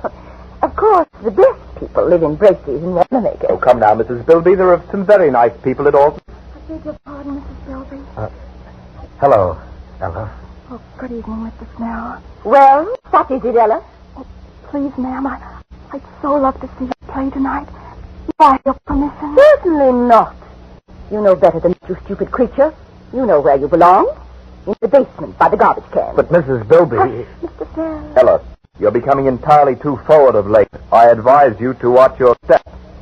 Remember the dark men. Oh, no. Please, Mr. Roscoe. I'll be good. I promise I will. Oh, no, please don't send for the dark man. I'm sorry, Mrs. Bilby. Excuse me. Ella, come back. Charles, you forget yourself. Let her go. But how can you treat her like that? Why do you always frighten her? And what is all this about the dark men? Well, Mr. Snell, Oh, please, Mr. Roscoe, not now. You'll spoil our whole evening, and I do so want Mr. Snell to enjoy my play. Very well, Mrs. Bilby. Later, Charles. But I want to know about the dark men. Later. October 21st. I found an opportunity to speak to Ella alone. I had not dared to speak to her before. Here one has a sense always of pale eyes secretly watching. But last night at the play, I induced a fit of hiccups. As I anticipated, I was sternly reprimanded and told to go and secret myself in the basement where the night watchman wouldn't hear me. This was exactly what I'd planned. I went to the basement. And there, in the darkness, among the garbage cans and the rats, I heard sobbing. Ella? Ella? Oh, Ella, is that you? yes. Why are you crying? What is it, Ella? They wouldn't even let me see the play. Oh, is that all? Oh, Mr. Snell, I'm so unhappy. Oh, there. You mustn't cry. You're the only one. The only one who is kind. Ella, why are you here? Why do they treat you so differently? Because I'm not like them. I didn't choose to come here. You mean you were held prisoner? Yes. You see, I was only 6. I came here on a shopping tour with my mother. I got lost and fell asleep behind a counter. It was dark when I awoke, and they found me. Some of them wanted to send for the dark men because they were afraid I would tell on them. But Mrs. Vanderpant said no. I could stay and be her maid. I've been here ever since. Since you were 6? But haven't you ever tried to get away? Oh, no. I don't know anything about out there. I wouldn't know what to do. Besides, I'm afraid to take the chance. If anyone tries to get out, they send for the dark men. Ella, who are the dark men? Don't you know? Oh, it's horrible. Tell me. Well, you know how people live in old stores at Gimbel's and Bloomingdale's? Yes, I know. Well, the dark men live at the undertakers. Good heavens. And whenever someone dies or breaks the rules, or when a burglar gets in and sees these people and might tell, they send for the dark men. That's horrible. They put the body in the butcher shop and the food department, and then the dark men come. I saw them once. It was terrible. What do they do? They go in where the dead person is. They have wax with them and all sorts of things. And when they're gone, there's just a wax model left on the counter. Then our people put a frock on it or a bathing suit and mix it up with all the other wax models in the windows. And nobody ever knows. Ellie, you mean all these dummies are... Oh, no. At least, not all of them. But if you displease these people, the same thing might happen to you.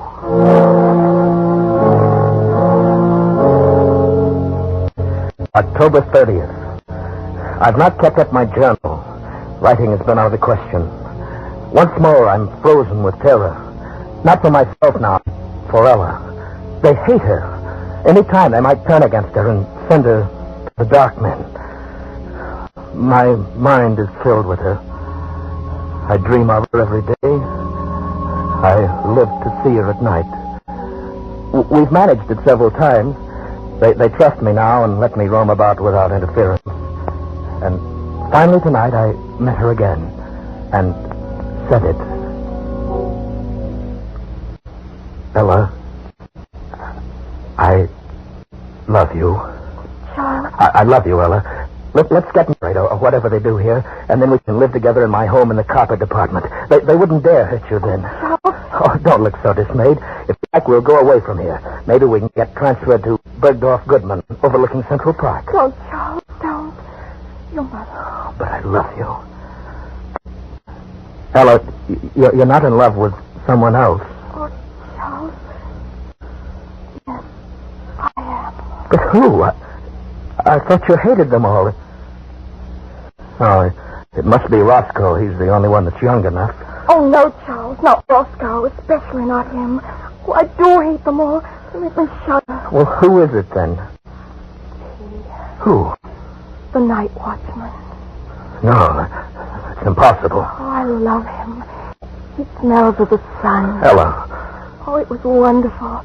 The way it happened. Don't tell on me, Charles, or they'll punish me. Oh, no. I was careless. And there he was, coming around the corner in the ladies' lingerie department. I was caught. There were only some wax models in their underthings. There was nothing else to do. I slipped off my dress and stood still. I see. He stopped near me. He looked at me. And, oh, Charles, he spoke to me. He said, say, honey, I wish they made them like you on 8th Avenue. Oh, Charles, wasn't that a lovely thing to say? Personally, I should have said Park Avenue. Oh, Charles, don't get like these people here. It doesn't matter what avenue, Charles.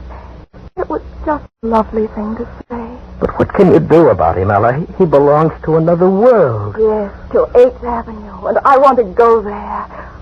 Charles, are you really my friend? Oh, yes, of course I am. Then I'll tell you. I'm going to stand there again in the lingerie department so you'll see me. And then?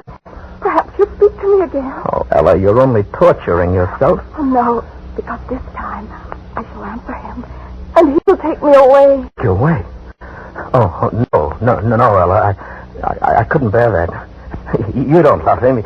You only think you do because you think he'll take you out of here. But you don't know that he will. And I will, Ella. I made up my mind. No, Charles. I couldn't let you do it. Even if I loved you, you couldn't do it, Charles. Why not? Because you really belong here. You've become one of them now. Ella, you mustn't say that. It's true. And... Charles. What? I've got to go. There's someone watching us. I feel it. Wait, Ella. Goodbye, Charles. No, Ella, come back. Ella? Please, old fellow, you'll arouse the night watchman. Roscoe. Yes? Love can be very upsetting, can't it? You heard? The last moment or so. Very touching. I was rather surprised.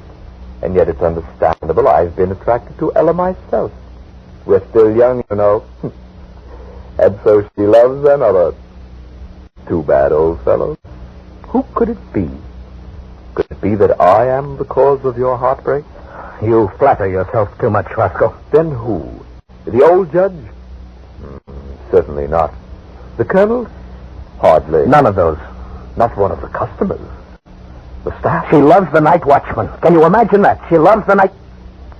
Oh. Roscoe, I shouldn't have said that. It's not true. At least I don't think it's true. You wouldn't... You said you loved her, too. You wouldn't do anything... Tell anybody. This is a secret between us, between friends, isn't it? Of course, old man. As secret as the grave. She's young. Perhaps he'll leave and she'll forget him. In time, who knows? Perhaps she will learn to love you or me. Of course, in time. And we'll figure a way to keep her safe here. Absolutely safe. Now, don't you worry about it. Well, it's almost dawn. Time for bed. Good morning, Charles.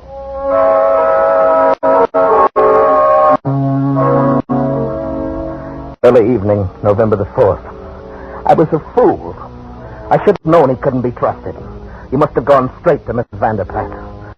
This evening, the atmosphere has changed. People flickered to and fro, smiling nervously, horribly, with a sort of frightened, sadistic exultation. An informal dance in the record department's been called off. And I can't find Ella. I'm going out again now to look for her. Roscoe, what have you done with her? Quiet, chap. The night watchman. I don't care. What have you done with her? Whatever I did for your own good as well as the good of us all. Wait a minute. What is that? What are those people carrying? What? Why, it's Ella. She's tied up. They're carrying her. Ella! Ella! Stop it, Joe. Stop it. Let me go. Let me go. Joe, stop it. You'll arouse the night watchman. But they're taking her into the butcher's shop. Ella! Ella!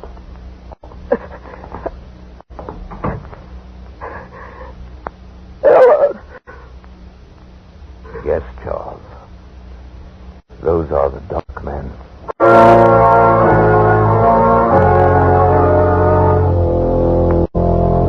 Midnight. I'm scribbling this last entry hurriedly. There and there in the butcher shop with Ella. The dark men. There's only one thing to do. I'm going to find the night watchman and tell him he and I will save her if we can. And if we're overpowered, well, I will leave this pad on the stationery counter. Tomorrow, if I live, I will recover it. If I do not, whoever finds this and reads it, look in the windows. Look for 3 new wax dummies. 2 men, one rather sensitive looking, and a girl. She had blonde hair, blue eyes, and her nose turns up a little. Forest. And then find them, smoke them out, exterminate them, avenge them.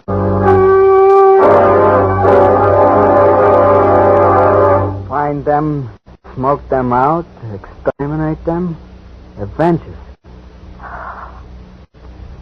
Sam, you're horrible. We gotta do something, tell somebody something. Oh, Sam, what'll we do? Do? Nothing, go to bed. But Sam... Whoever wrote this has sure got a weird sense of humor, Harry. Probably some clerk down at Bracey's ought to be fired. You mean you could just a story? Are you kidding? You don't believe this stuff, do you?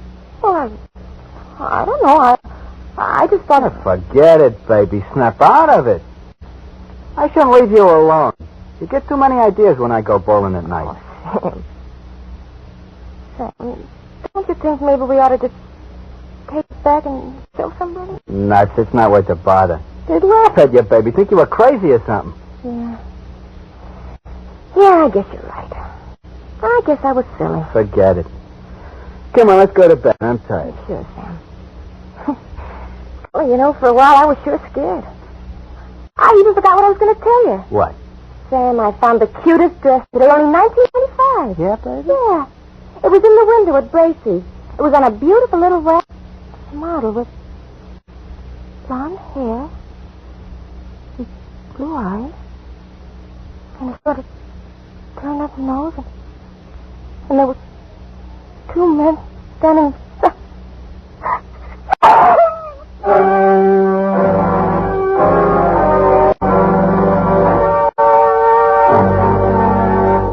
Escape is produced and directed by Norman MacDonald. Tonight we have brought you Evening Primrose by John Collier, adapted for radio by John Dunkel. Featured in tonight's story were Bill Conrad as Charles and Constance Cavendish as Ella, with Harry Bartell, Lillian Bayek, Jeff Coy, Kay Miller, and Irene Tetro. Special music by Ivan Ditmar. Next week. When you've had all you can stand of routine, when your everyday chores offer you no release, when the four walls are closing in on you, join us for Escape.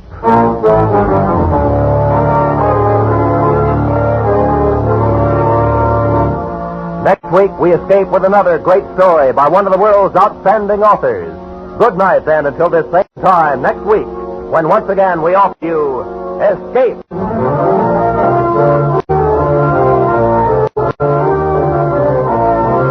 Roy Rowan speaking for CBS, the Columbia Broadcasting System. Thank you for listening to HOJO Radio. We'll be back again very soon.